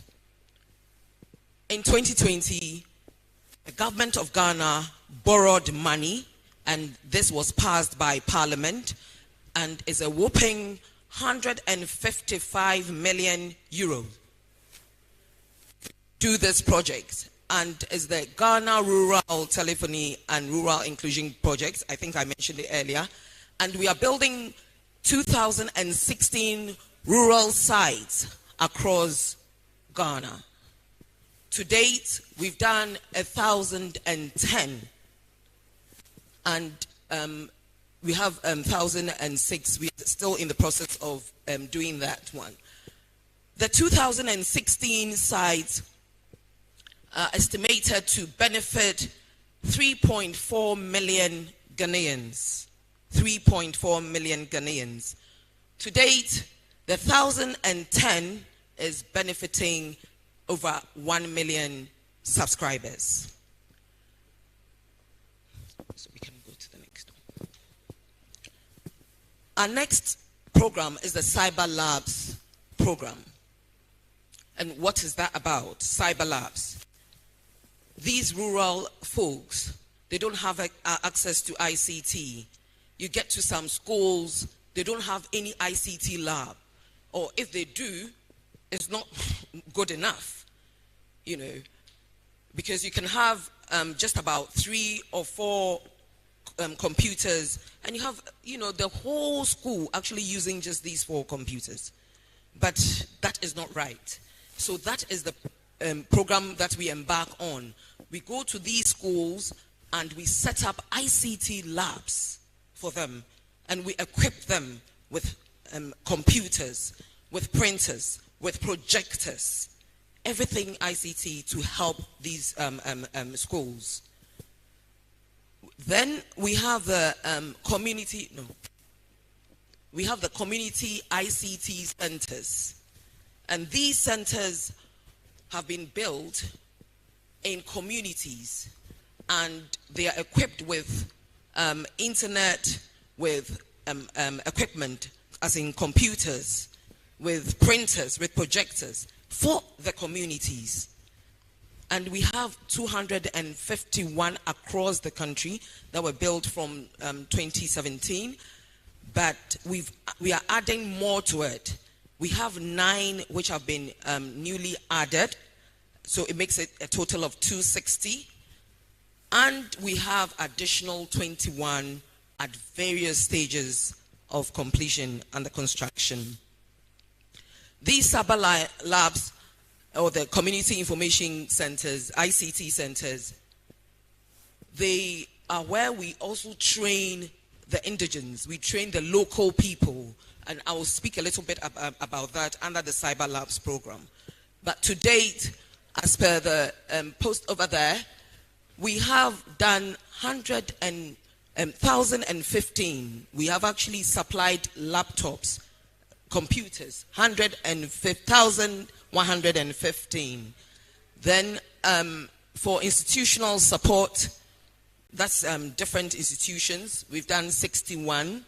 Then for the CICs, which is the community ICT centers, we've done 281.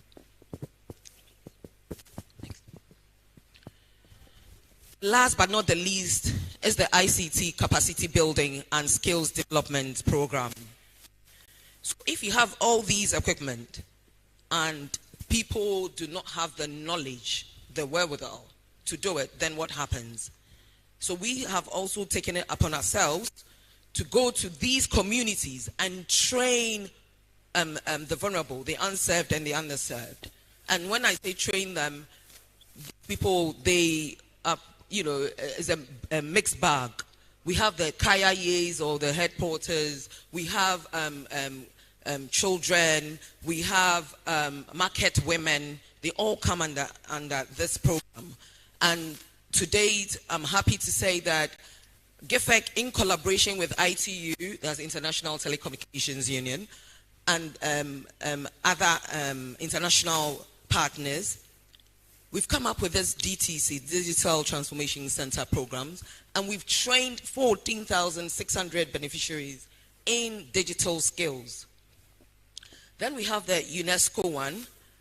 It's also trained 669 beneficiaries in social media marketing.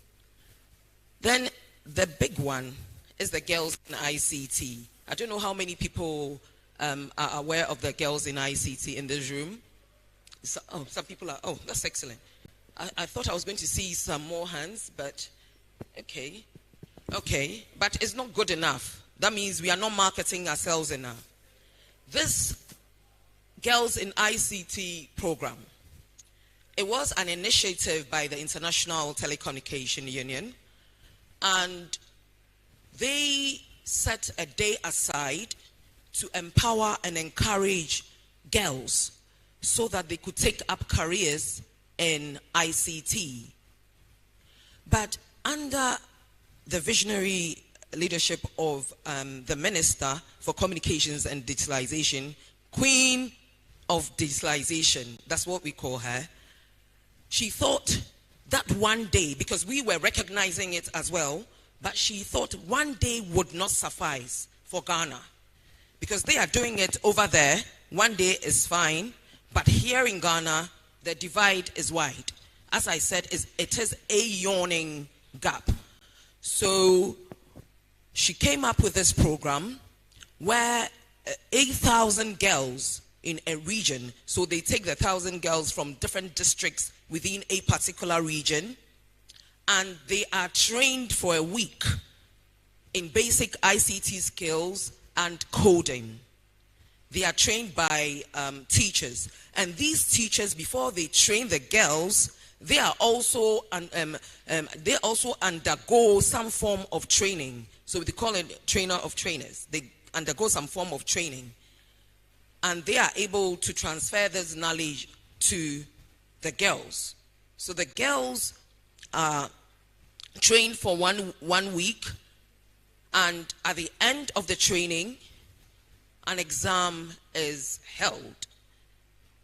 The first 100 are awarded their own laptops. I think I'll repeat for emphasis. The first 100 are actually awarded their own laptops. And the teachers are also giving laptops as well. Then we have the regional coordinators. And these coordinators take care of the girls, because the girls, they come from all the districts and they are housed at one place, you know, for them to be able to undergo the training efficiently. So at the end of that training, the first 100, as I said, are awarded, but we just don't get up and say, you know, we are awarding you. It's held in a ceremony. We have 2 days to celebrate them. One is the mentorship program. Then the climax is where they are awarded their laptops. So the mentorship program, we call women in ICT to come and just advise the girls, inspire them that it is possible for them to also become who they have become. So that is the mentorship program. Then the climax is the ensuing day, where we actually have the chiefs as a grand ceremony, and the first 100 are giving laptops. That is not the end, because the first 10 are also, we set up labs, ICT labs in their schools. I think we can do better than that. And the first 3 are giving cash prizes in addition to all these. Then the first 10 are also brought to Accra to engage with the MNOs, which is the mobile network operators. We've realized that this is not enough. We need money, because GIFEC on his own cannot do this. So we are collaborating. We've also gotten some collaboration with the World Bank that is also going to help provide more internet access points.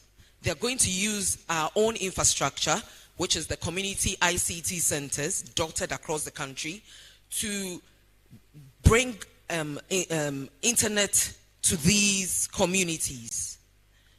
As if that was not enough, the internet is going to go to communities, not even the ICT centers, but in the various communities as well. Internet is going to be provided to the district assemblies, the hospitals, schools, local businesses, and government agencies. So in a nutshell, that is what GIFEC does, and that is our progress to date. Many thanks for your attention.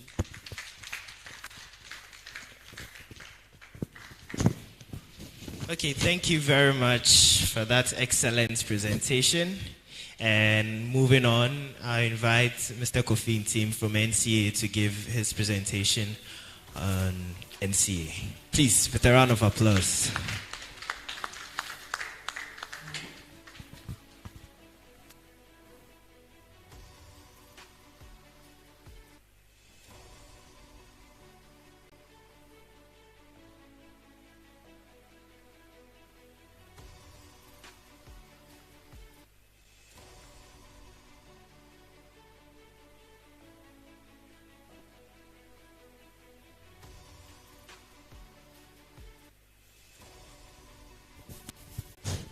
Whilst Kofi is queuing his presentation, I would like to add that the Girls in ICT program is a fantastic program.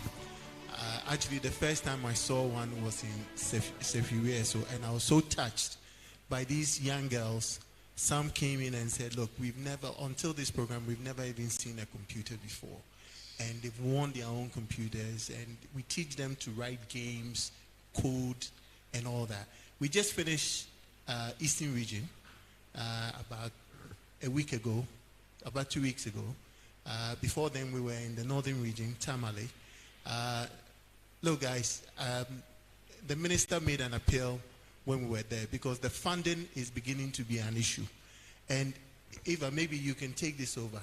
And I think we can create a short code, and any willing citizen who is willing to contribute 1 CD, 2 CDs towards this would help to train these girls in STEM and get them to appreciate what we are doing.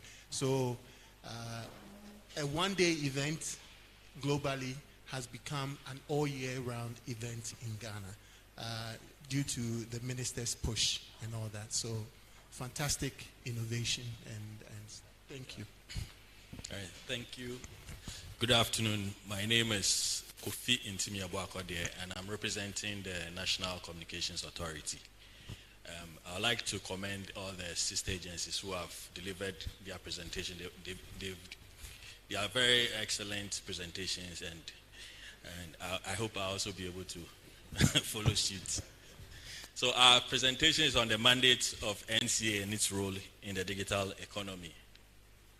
So we'll talk about the NCA, the digital infrastructure, interregulatory collaboration. We'll look at our broadcast monitoring center and other initiatives. So the NCA was established in December. The act setting us up was established or was enacted in December 1996. That's the Act 524. But it was repealed and replaced by the National Communications Authority Act 2008. That's Act 769. And NCA, per the Act, is the central body with a mandate to license and regulate communication activities and services in the country and to provide for related purposes.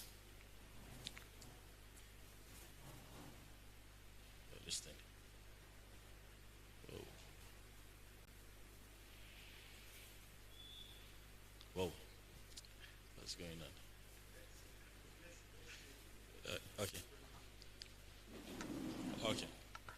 Okay, yeah.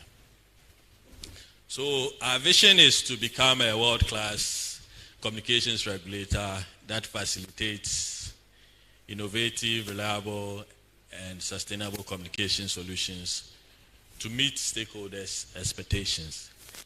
And we have a long mission statement to regulate the communication industry in a forward-looking and transparent manner that promotes fair and sustainable competition. And so also to stimulate innovation, encourage investment, protect stakeholders' interests, and facilitate universal access to communications services for national development. And these are our core values.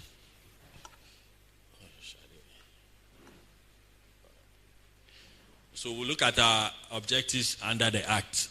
We are supposed to ensure the availability of communication services throughout Ghana, attainment of highest levels of efficiency by operators, and satisfaction of the needs of customers and consumers. So every license that we issue for telecom service providers come with rollout conditions, because we don't expect, there are certain areas where if you don't put rollout conditions, they wouldn't want to cover because there's no economic activity in those areas. So we have stringent rollout conditions in all our licenses for mobile cellular providers. And we also have consumer protection provisions in the licenses. We're also supposed to promote fair competition amongst licensees, operators of communication networks, and service providers of public communications by ensuring a level playing field and a sound regulatory environment. Currently, there's some market imbalance, and because of that, we've designated one of our licensees as a significant market power, and we've put remedies in place to try to create balance in the market and ensure fair competition. We're also supposed to protect the interest of consumers with regards to quality of service, tariffs, and billing accuracy. So we have quality of service tools which we test on periodic basis to ensure that the networks are providing services that are of the required quality. We also have tools for doing billing verification so that telcos, we ensure that telcos charge what they are supposed to charge and consumers get value for money. Okay, so the next objective is to manage spectrum and numbering resources efficiently to promote economic and orderly utilization in the natural interest. So we manage the spectrum and the numbering resources. We assign spectrum to our licensees. We also assign numbering resources to our licensees. We assign numbering resources for other entities that require those resources to provide services. And the last objective is to undertake research into the development of technologies and use of techniques by providers of communication services as the authority considers appropriate. So we do research because we realize that the industry is evolving at a very fast rate. And if you don't do research, you have challenges in regulating the market.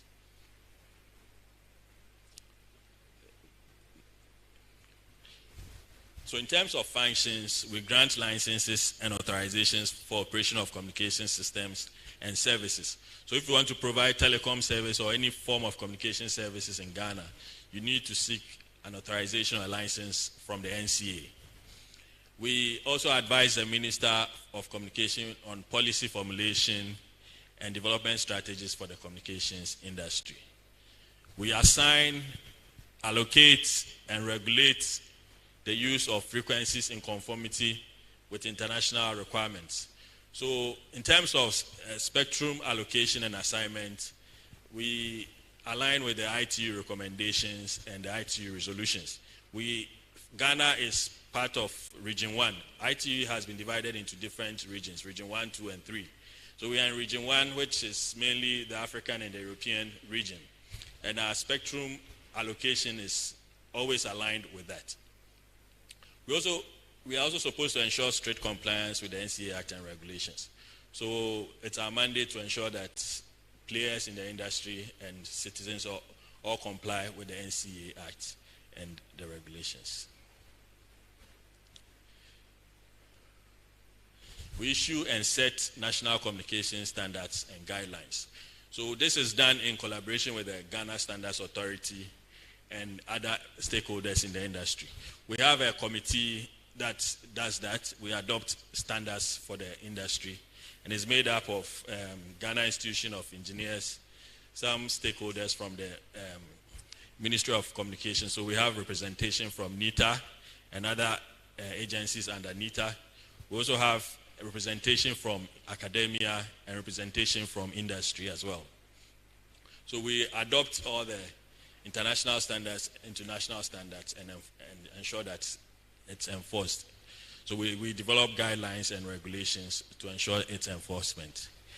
Then we also certify and test communication equipment to ensure compliance with international standards and environmental health and safety standards.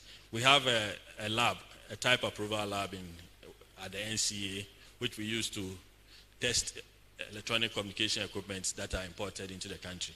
And to add to that, we also conduct conformity and interoperability training on behalf of the ITU for the Africa region using our lab. We also play a role when it comes to resolving disputes among the operators. There are a lot of disputes among operators, among service providers, and currently we have a lot, and we are trying our best to resolve them. So these are the laws and regulations that we work with. ICT for Accelerated Development Policy 2003, NTP, NCA Act, Electronic Communications Act, and the others. So key highlights. With regards to digital infrastructure, we've licensed 5 submarine cables that are landed in Ghana, and there's a 6th one. It's landed, but they are still going through the licensing process, and it's not yet operational. Then, with regards to terrestrial fiber, we have a number of companies that have been licensed. These include Comsys, Gridco, Main One, Group Vivendi Africa, Vobis, C Squared, and Spectrum Fiber. NITA has the Eastern Corridor fiber, but we haven't licensed them. That's why I didn't put it here. And since you are hosting us, I'm sure you'll talk about it, so I didn't put it here. Yeah. Then the mobile network operators also, they all have extensive fiber networks throughout the country for their operations. For last mile, it's mainly fiber to the home and wireless broadband. So with regards to wireless broadband, I'm referring to LTE or 3G networks. That's from the mobile cellular operators. Yeah. So and concerning coverage, as of October 2023, we had 3G population coverage of 99.5% and 4G population coverage of 99.3%. Yeah. And on the rural telephony project, which is to cover unserved and underserved areas being implemented by GIFEC, we collaborate with GIFEC. We've worked together on coming out with the wholesale roaming rates, and there's an ongoing collaboration on that. Yeah, we have several meetings with them. With regards to inter-regulatory collaboration, we have collaboration with the Cybersecurity Authority. NCA manages the sectorial set for telecommunication, and I think it was mentioned in the presentation by CSA. And for financial services, we have an MOU with Bank of Ghana, for instance, for mobile money. So we collaborate effectively on mobile financial services, mobile money, fintech, and all that, because it also has an impact on the telecom industry. And we ensure that as part of our mandate, we have to ensure fair competition. So we collaborate with them on that to ensure that there's fair competition. And also, since we come up with the rollout conditions for the telecom companies, access is also very important when it comes to mobile money. So they also need us to ensure that there's access to promote the financial inclusion. For National Insurance Commission, there are a number of entities that apply to the NCA for authorization as value-added service providers. But before we authorize you, we will need to see a certificate from the National Insurance Commission before we go ahead with that. The same for Gaming Commission and the National Lottery Authority. And also for the Data Protection Commission. We don't issue any authorization without you having a certificate from the Data Protection Commission. And last but not the least, we have the Broadcast Monitoring Center. There's also effective collaboration with this one. The Monitoring Center is, amongst other things, it's supposed to record FM stations, so proceedings on FM stations, programs on FM stations, and TV stations. So we're able to do 24/7 recording on 50 FM stations and about 100 TV stations with date and time. And we've been doing effective collaboration with the National Media Commission on this, as well as the Security and Exchange Commission. I think even the Bank of Ghana, because there are a number of people advertising financial services who are not authorized. So we've started collaboration with the Bank of Ghana on that, GIPS and the CID as well.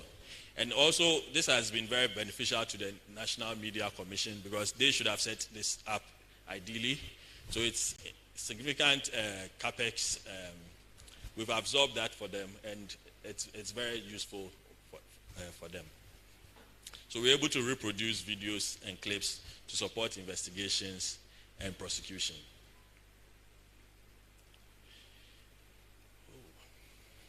Now I'll talk about standards, type approval.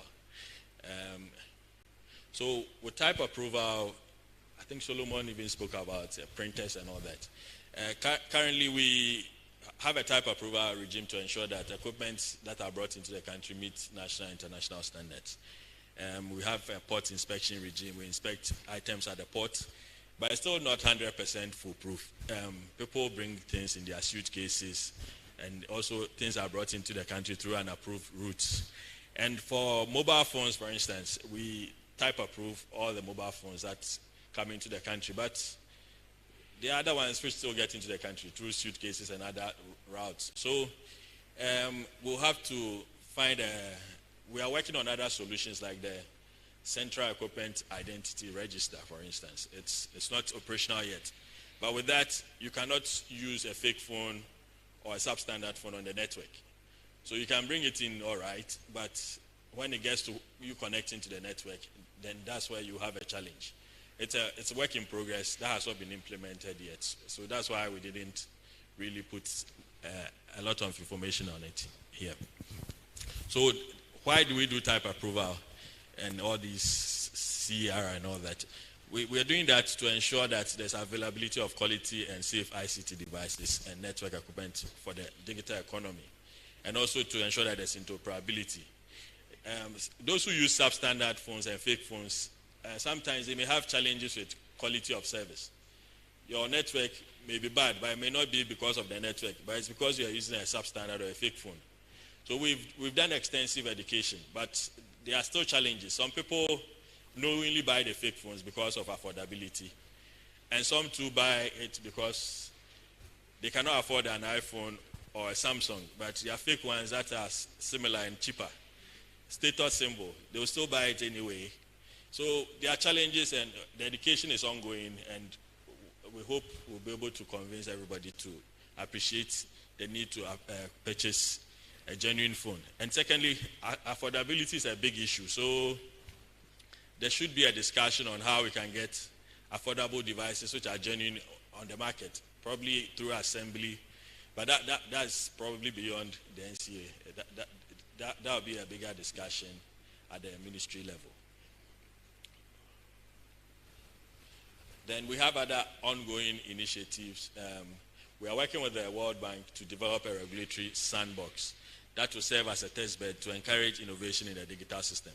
The market is evolving at a fast pace, and sometimes some applications, we even have challenges in placing them within our license category. So we want to create a regulatory sandbox so that we can nurture those entities before we actually license them. We're also working with the internet exchange points to facilitate their operations to support the digital economy, and doing same with the content distribution networks as well. Thank you. Thank you very much, Mr. Team. You can have your seat. Yeah, very fast. Okay, please let's give him a round of applause and all the other presentations by the various presenters. I think we'll move to the question and answer session. So I heard one person has 70 questions and counting. Everybody is calling him. So is he asking all the questions? Okay. Camera, please. He'll get him. Where he is it enough? Is it okay? We can, or he has to come forward? Yes. Yes, questions, please. I think his hand was up from the previous session. Okay, great. So please, your name and your institution, then your question. Thank you.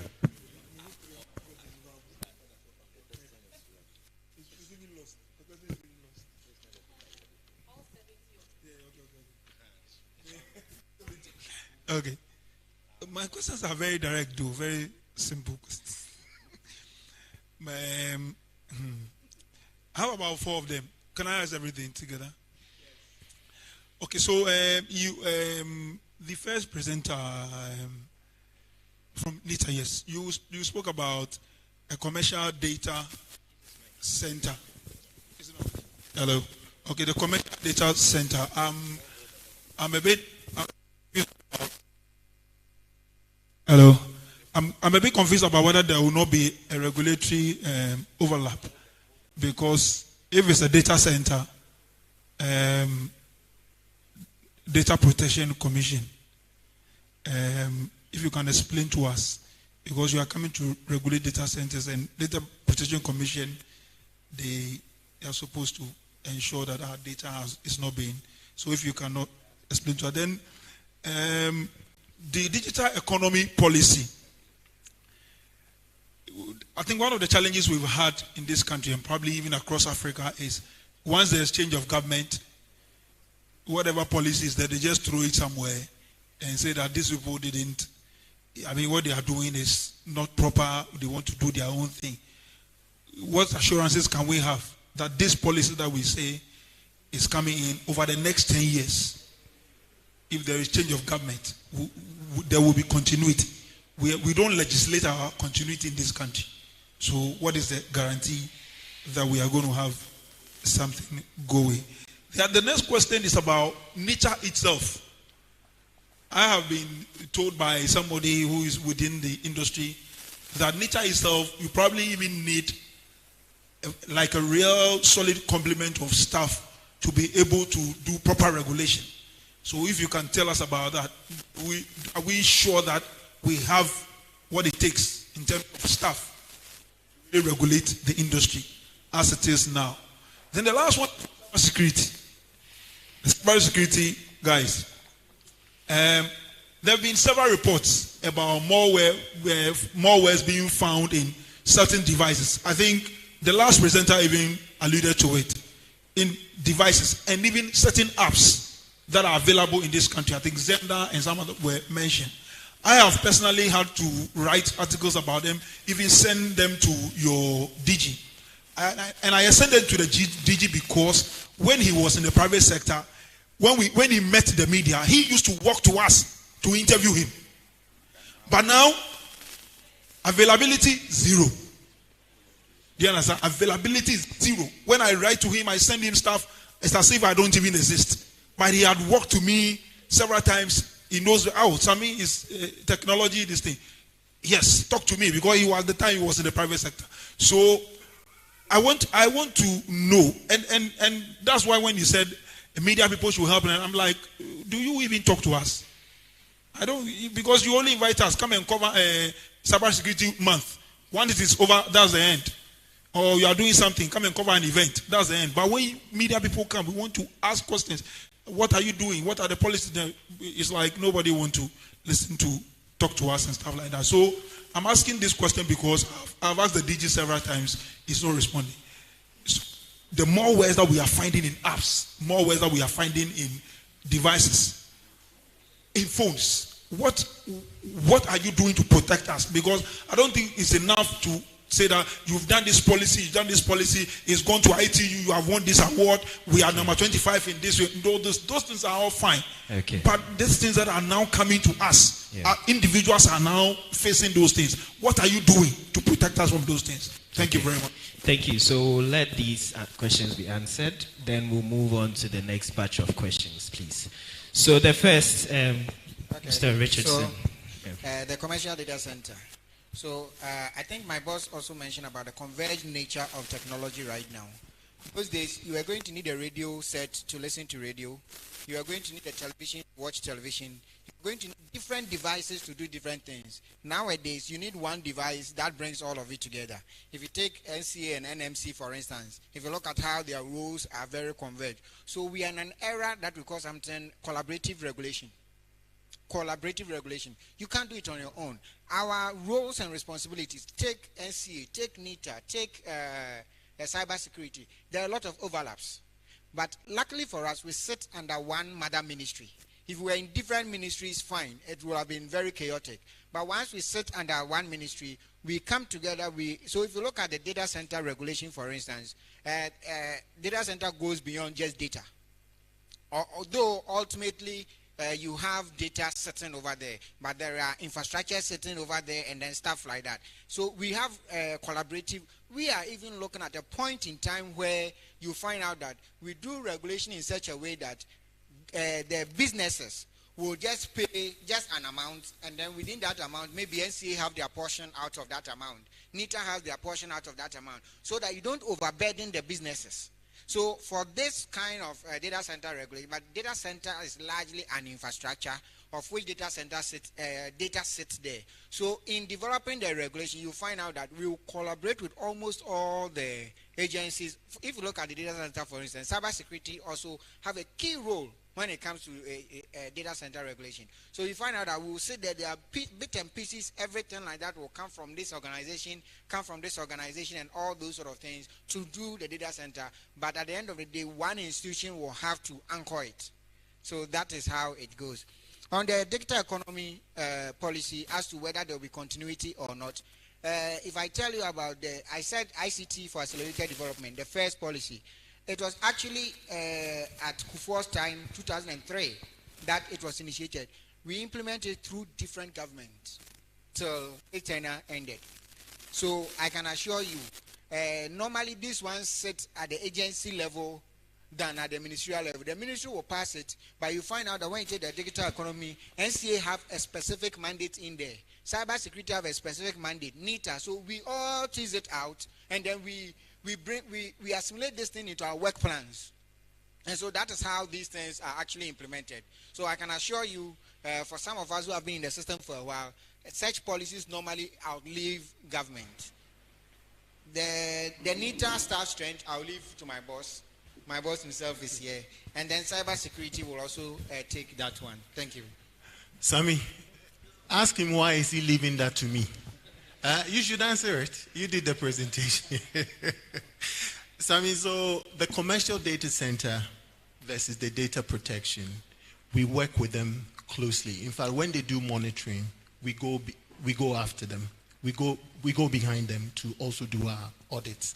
But as is being said, it's largely infrastructure based as opposed to personal information. So I hope that has been clarified. The digital economy policy, I can tell you for a fact that during engagement, we actually invited political parties. Political parties were invited to this. And the obscured ones, not just MPP, NDC, we had all of them come up because we had to engage them, all right, so that they understand what we are trying to do. Okay, so that happened. And it is our hope that engaging them at that level, they would appreciate what we were trying to do. And they actually gave us comments. Okay, so, just as it's been said with ICT for AD and all that, I'm hoping that when this thing comes out, a government will not come and say, well, that they can add to it. And I think that is in line, but not to throw it out. I think Ima wants to add something to that digital economy policy, and then I'll take the rest up. But we engage widely. So please hold on. So just something small to add. So anytime there's change in government and nominations are made, the nominee, before appearing in, before the appointment committee, must do one of many things. The first one is the ministry that you are nominated to go, you must know that ministry. And one of the things that the person will want to know, what policies are there, what does the policy contain, because the people who are going to ask you the questions already know that these things are running. So whether it's the same government or there's a change, whoever, because we have select committee on communications.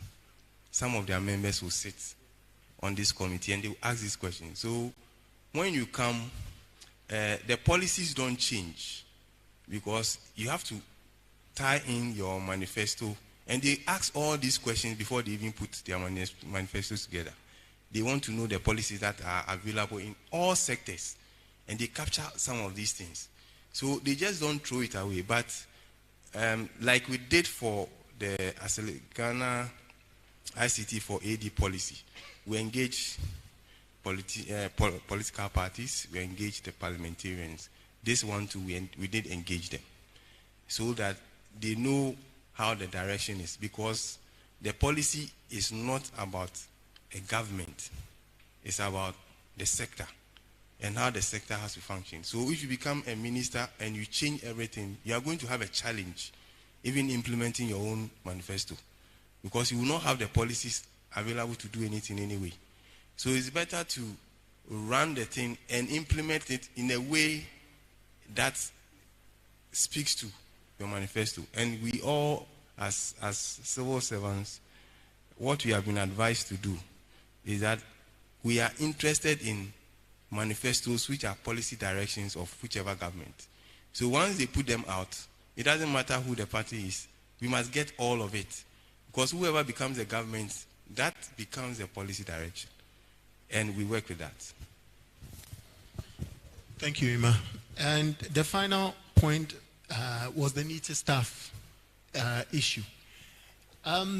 Yes, as NITA became steeped in operations, okay, and now we are looking at regulatory responsibilities. But I am of the view that to regulate, you must understand the operations as well.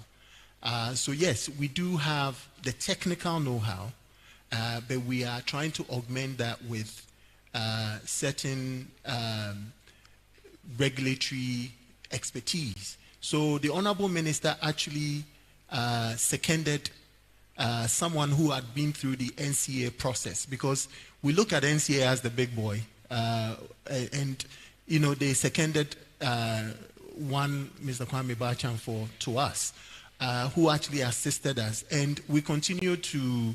Every time I deal with GIZ, Smart Africa, all these other, one of the things I ask for is that, look, we need to build capacity. As I talk to you now, the commercial data center and the cloud thing is being worked on under the auspices of Smart Africa and GIZ. So we'll build it. Remember, this journey, NITA became very good at operations, running the national data center, running the fiber optic network and all that. You need to understand those things to be able to regulate. But we are trying to augment that with other key staff that can help us. But so far, so good. If I need assistance from NCA or data protection, I just ask. You know, knowledge doesn't reside with one person. So I go, I say, look, I need help in this area. And I said it in my preamble that all the DJs who are currently at the helm of most of these agencies, we talk and we work very closely together. So thank you.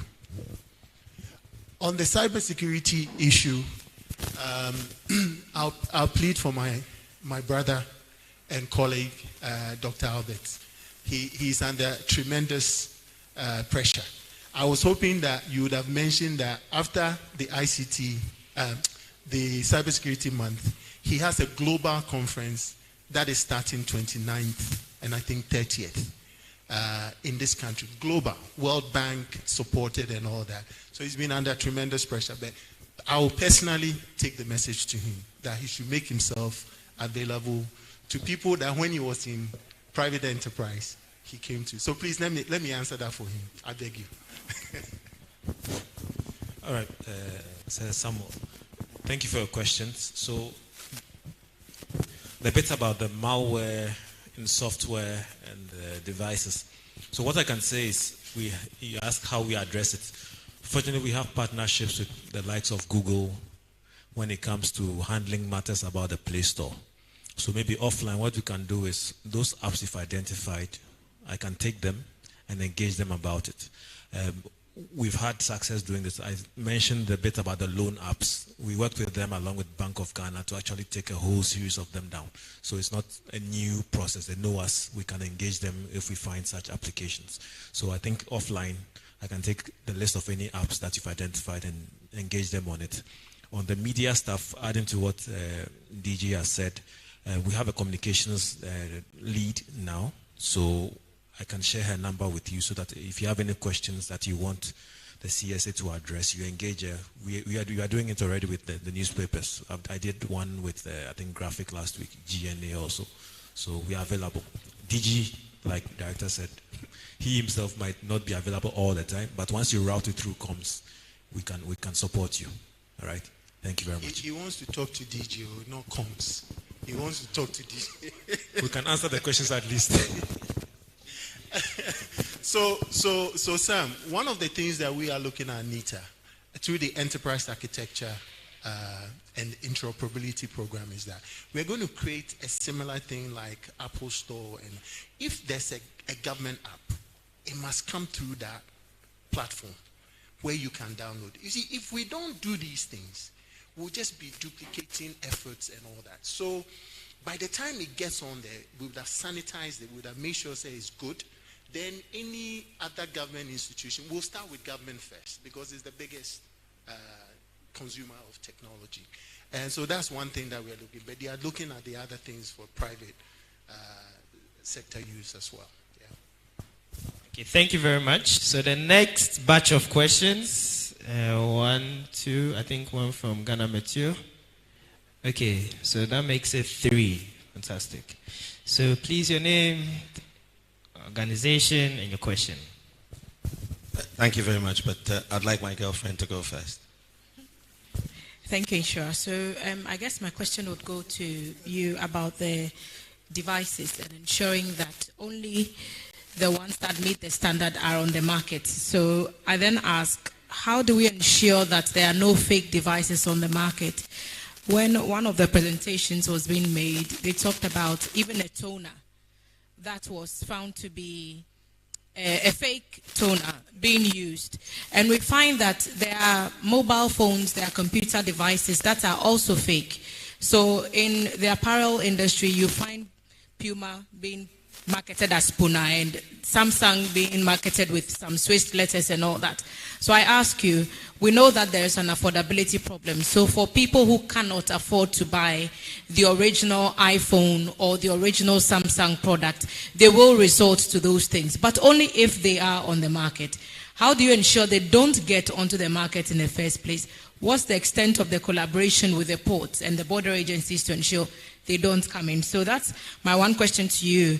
When DG came on the GTV breakfast the last time, we talked about AI technology, and I wonder if we've made any steps towards putting even a fundamental blueprint in place, because it's a fast-growing technology, and other countries are already legislating about it. Should we wait and call a Senate session so that Meta comes to face the Senate and answer questions?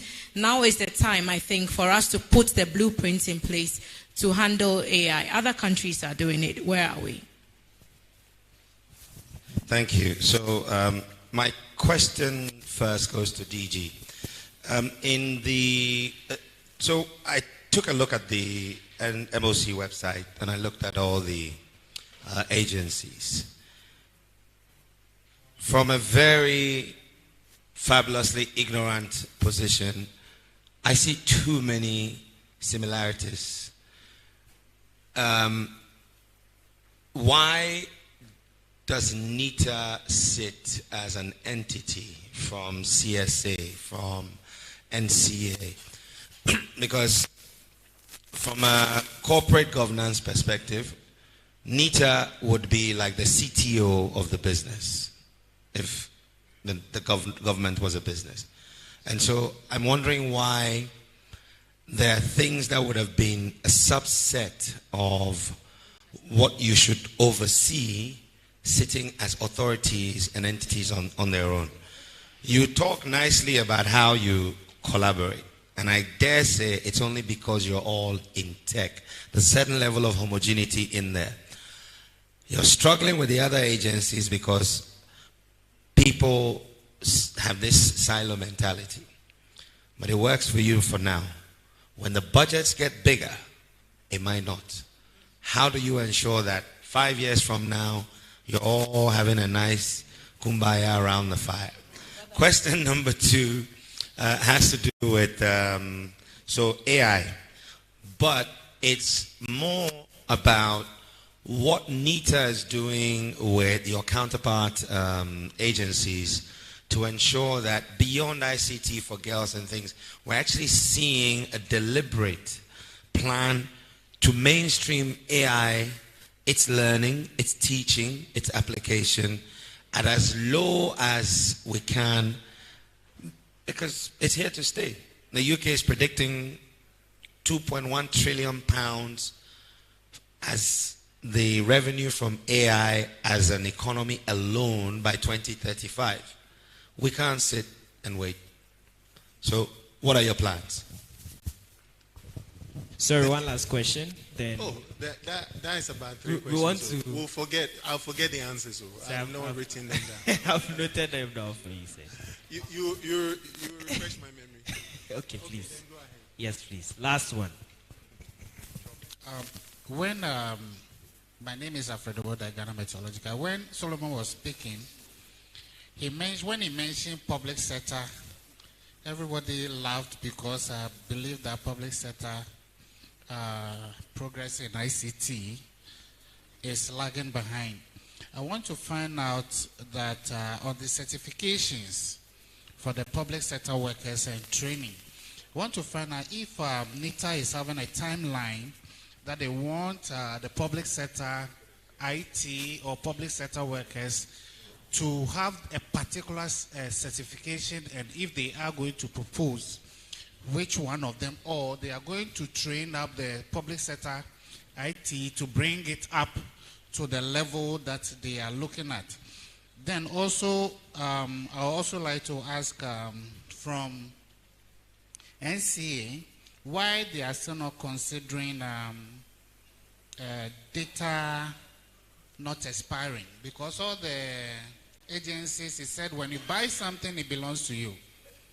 So you decide not to use it, it still belongs to you. But why is it that when you buy something that it belongs to you, somebody tell you, if you don't use it, I'm taking it back? Thank you. Thank you very much. So, okay, sir. Maybe devices and fakeness, NCA. Okay. Sir, So let's also take that. And I think they mentioned that they are looking at that. It's a difficult area, these devices, but they are working with Ghana Standards Authority at the port. But like you said, some people smuggle that in and all that. We just need to intensify that work, because for me, I just came back from the ISO conference with Professor Dodu from GSA. And the plan is we are going to clamp down on fake toners to start off with. Because, you know, we are entering a political season. And I'll be honest with you, Solomon mentioned that there was a company that supplied us with toners, and we found out that majority of it was fake. Before I could say Jack, because we had a bit of Ministry of Finance said we didn't budget for something and we were spending it, so they clamped down on our account. So I couldn't pay this particular company. Before I could say Jack, I had very powerful people calling me about this person has supplied and I haven't paid. Exactly. So we need to be serious about it, and we need to let them understand. It's not just fake toners. It damages your printer. So if you've gone and spent money to buy a printer, and you buy a toner that is maybe 1,000 Ghana cedis or whatever, you go and put in a 4,000 Ghana cedis printer for lack of way, and then that just messes up your printer. So we need to be serious and, you know, just do the right thing and make sure that citizens are benefiting on that side. So we'll work with them. When Kofi finished his presentation, I was laughing with him because they are looking at printers, and I said, Kofi, well, this is not a communication. It's not a communication thing. So this is an area that the minister is actually going to rule over, because when we were doing our LI and we engaged them, there were some areas that they feel that it's their area.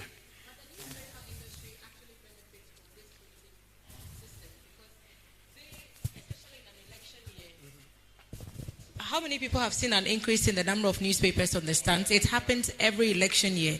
So I think the printing thing is huge for communication. The newspapers cannot exist outside of those printing conversations. So this toner thing, at GBC we have a similar problem, several printers breaking down.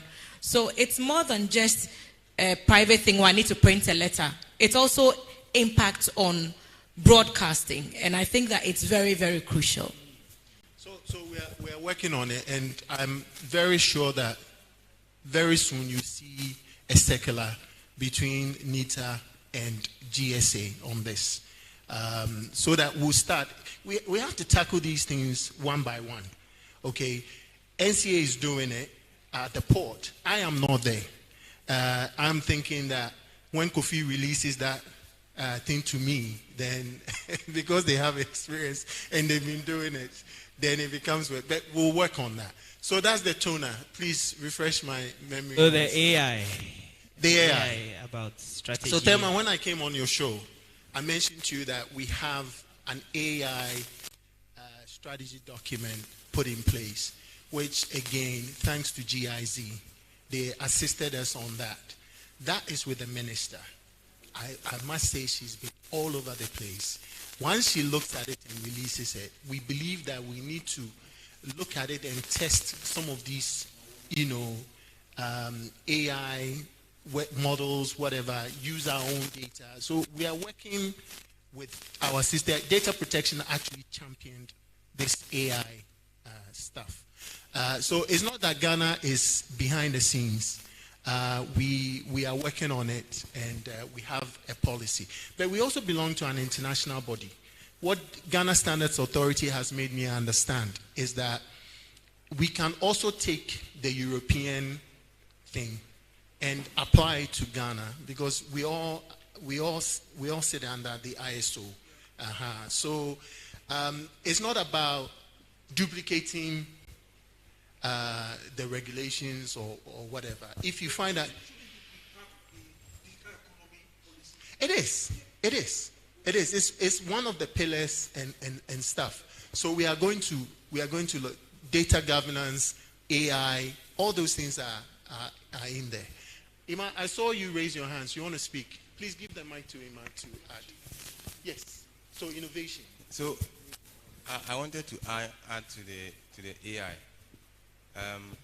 GIZ has helped us to come up with a strategy. But if you have watched the space regarding AI, even advanced countries are afraid as to what AI can do. Everybody is pulling the brakes. Okay? So at the International Telecoms Union last year, we came up with a resolution on AI. Now we realize that in terms of capacity, when it comes to developing countries, we are lacking behind. We don't even understand the technology in the first place. What it can do, how it can generate things you don't want it to generate at your blind side. And parliamentarians raised it in Parliament about how we need to all take our time, not to rush, because it is something that once it is unleashed, you cannot stop it. And so we want to tread cautiously in some of these emerging technologies. You will hear people talk about ChatGPT and how wonderful it is, but it has a side effect. People don't want to think. Okay? So at a certain point in time, you see that the way we are supposed to be innovative, we leave it to a machine. A machine decides what we do. And if machines are deciding what you do, you know where it is heading you. So we cannot just take it whole in sync, but even UK today, they are also struggling on fashioning out a proper AI strategy, because everybody don't know where it is. So even though we have this, GIZ has helped us to fashion out something in terms of its implementation, how it impacts on what we do. Everybody has taken a step back, and we also want to do same, so that as a country, we see how we can, which portions we should apply this technology and which areas we should not apply, so that we don't throw all our data out there and we hang there. So this is the level that we are, even at the international level. Permit me, again, from my fabulously ignorant position, that yes, there may be challenges with AI. Generative AI has its challenges. But I think recently there's a gentleman by name Darlington Akogo who's just used the power of AI for good. I think what we require as a country is to invest in understanding AI, critically deal with the ethical issues. Because a lot of what you're talking about, I see it sitting in the space for ethics. But countries like China, Korea, are throwing billions into AI to understand it, mitigate the risks that the ethical issues pose so they can harvest from it. It's here to stay. The scaling back is not scaling back from the technology, but it's really saying, okay, a bit like as people would say, until Monsanto found out how they can make money from marijuana, they had lobbied to keep it as a criminal act to have. We've got to get to the point where we're part of the first movers. Otherwise, we will forever be where we are and wait for other people to come and give us some coins to do things when we could be leading. Thank you. And I think it's noted. Darlington is doing fantastic stuff with radiology and stuff. And it's not just Darlington. I represented Minister at UNE, University of Energy and Natural Resources in Sunyani. I was amazed. A school of a 30-seater lab, which 15 of them was not working. So you only had 15 desktops working. And these guys had done stuff with IoT and stuff. Currently, I'm even working with ECG to look at using IoT to look at dead zones where they cannot read meters. And sending people to go and read meters should be a thing of the past. So for me, I'm using the emerging technologies to fix some of these problems that we have. So AI, we take the comments on board. We take the comments on board. We may not have the budget that others are pumping in, but we have Darlington, who has worked with World Bank, World Health Organization, and I think he was consulted in this particular document. And I think we should continue to do that. Right. Thank you. So we have the public sector certifications and the NCA considering data not expiring. On the issue of IT training, yes. So there's a big drive within government as part of the digital skills pillar. On the framework I showed the digital skills pillar. And so that one, as of now, there is a bigger agenda to retrain IT class within the public sector. Because what we are going to do when we start pushing out the public sector regulation is that depending on your category, how we have classified you based on the infrastructure you are running, the data you are operating, and all those sort of things. We tell you some minimum class of IT people that you need. That you need an IT person. If it is networking, we might tell you that you need people with minimum of CCNA. We might tell you that we need people, database administrators with this minimum, and all those sort of things. And in doing so, we have to make sure that we also push the existing, because there is retraining. You understand? So the existing class of IT people that we have, we need to retrain them and then make sure that they themselves are at part to be able to manage the government systems that we are rolling out. So there is retraining happening. You will find out that NITA, our training calendar for next year will come out very soon. And then based on that, you will sign up to some of these things. We are using different approaches and different funding structures to try and then achieve this over the shortest possible time. And then we're also trying to see how we can attract very brilliant and people with certain kind of pay incentives to make sure that now the public sector IT class is also lucrative and people like to work within. Thank you. Okay. So with regards to data not expiring, all the MNOs have packages that do not expire. The only thing is that it comes at a higher, and I mean, if that is not done, the telcos may have challenges with cash flow, and because they invest in a lot of infrastructure to deliver good service for the consumer. You're saying that the data shouldn't expire. They will have challenges because if you buy the data bundle, they don't know when next that you are going to top up, and it may become a challenge. So they have packages that do not expire, but they come at a higher price. And they have other packages that are weekly, daily, monthly. And some subscribers prefer daily bundles. Some prefer weekly bundles. Some prefer monthly bundles. So if you say all the bundles shouldn't expire, obviously they will all be expensive. And those who want the daily bundle cannot afford that. Because you can't say there should be a daily bundle that shouldn't expire. Or a weekly bundle or monthly bundle that shouldn't expire. There are other bundles where when you renew, they roll over the data that is left. Because, I mean, if you look at developed world, there's nowhere in the world where you have a data bundle that doesn't expire. That's forever. It doesn't happen anywhere. So if you get such a bundle, then that means it will come at a higher price. I think MTN has, AT has, and Vodafone has. But it's one of the options for any consumer. You can decide to sign up for the data that doesn't expire. Or if you want the cheaper ones too, you can sign up for the daily bundles, the weekly bundles, and the monthly bundles, which expire. Newspaper. With regards to newspaper, that's not under NCA. That's the job of the National Media Commission. So we deal with electronic communications. We don't, and that's more of information under the Ministry of Information. So when it comes to newspapers and print media, that's not under the NCA. Thank you. It was a fake toners, and yes, it was about toners. Well, toners. Yeah.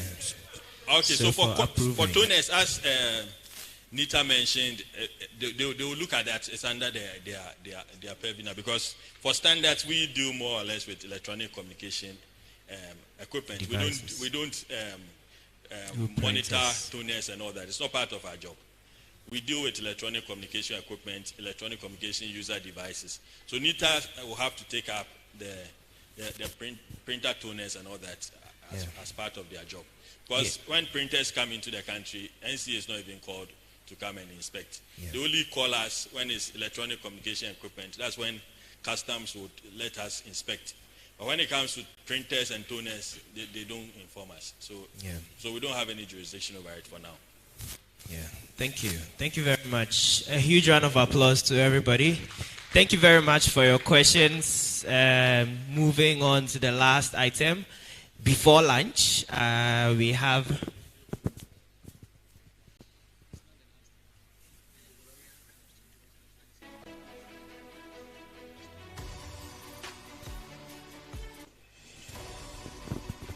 Okay, so closing remarks from GIZ. I'd invite Daraya to kindly give us her closing remarks. Please, let's give her a round of applause.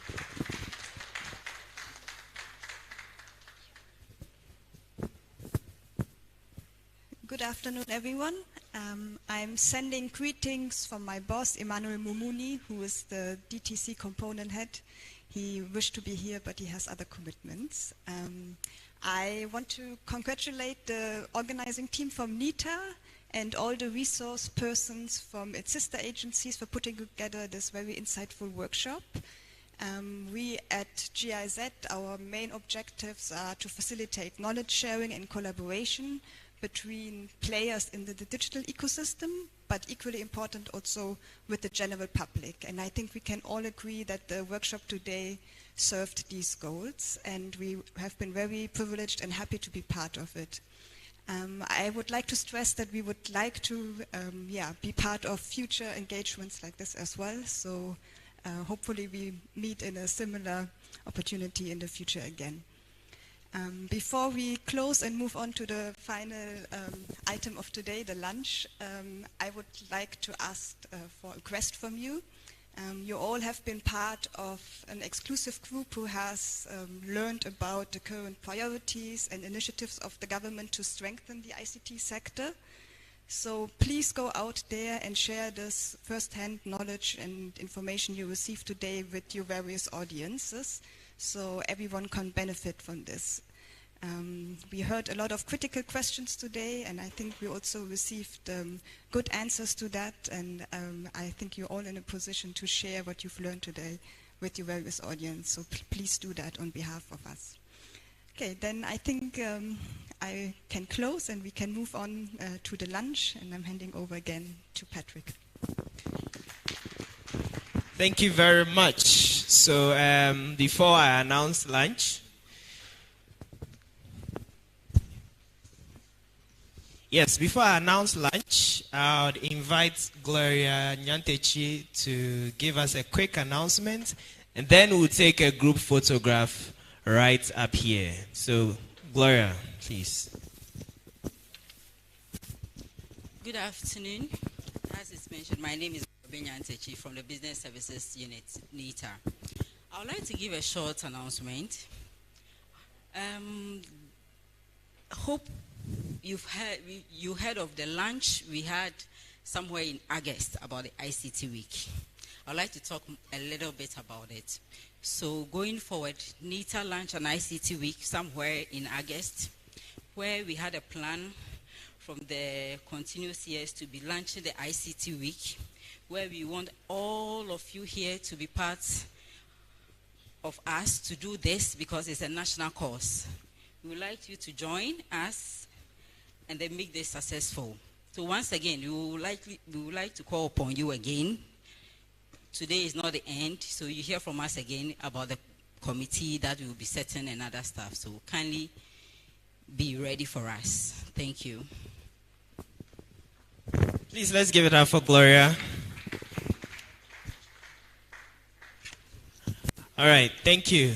So, please ensure you have this coupon. This is your tickets for lunch. If you don't, or if you didn't get a coupon, kindly visit the registration desk. I'll entreat all of us to come up stage to take the quick group photograph, and then we wrap up for today. Thank you very much.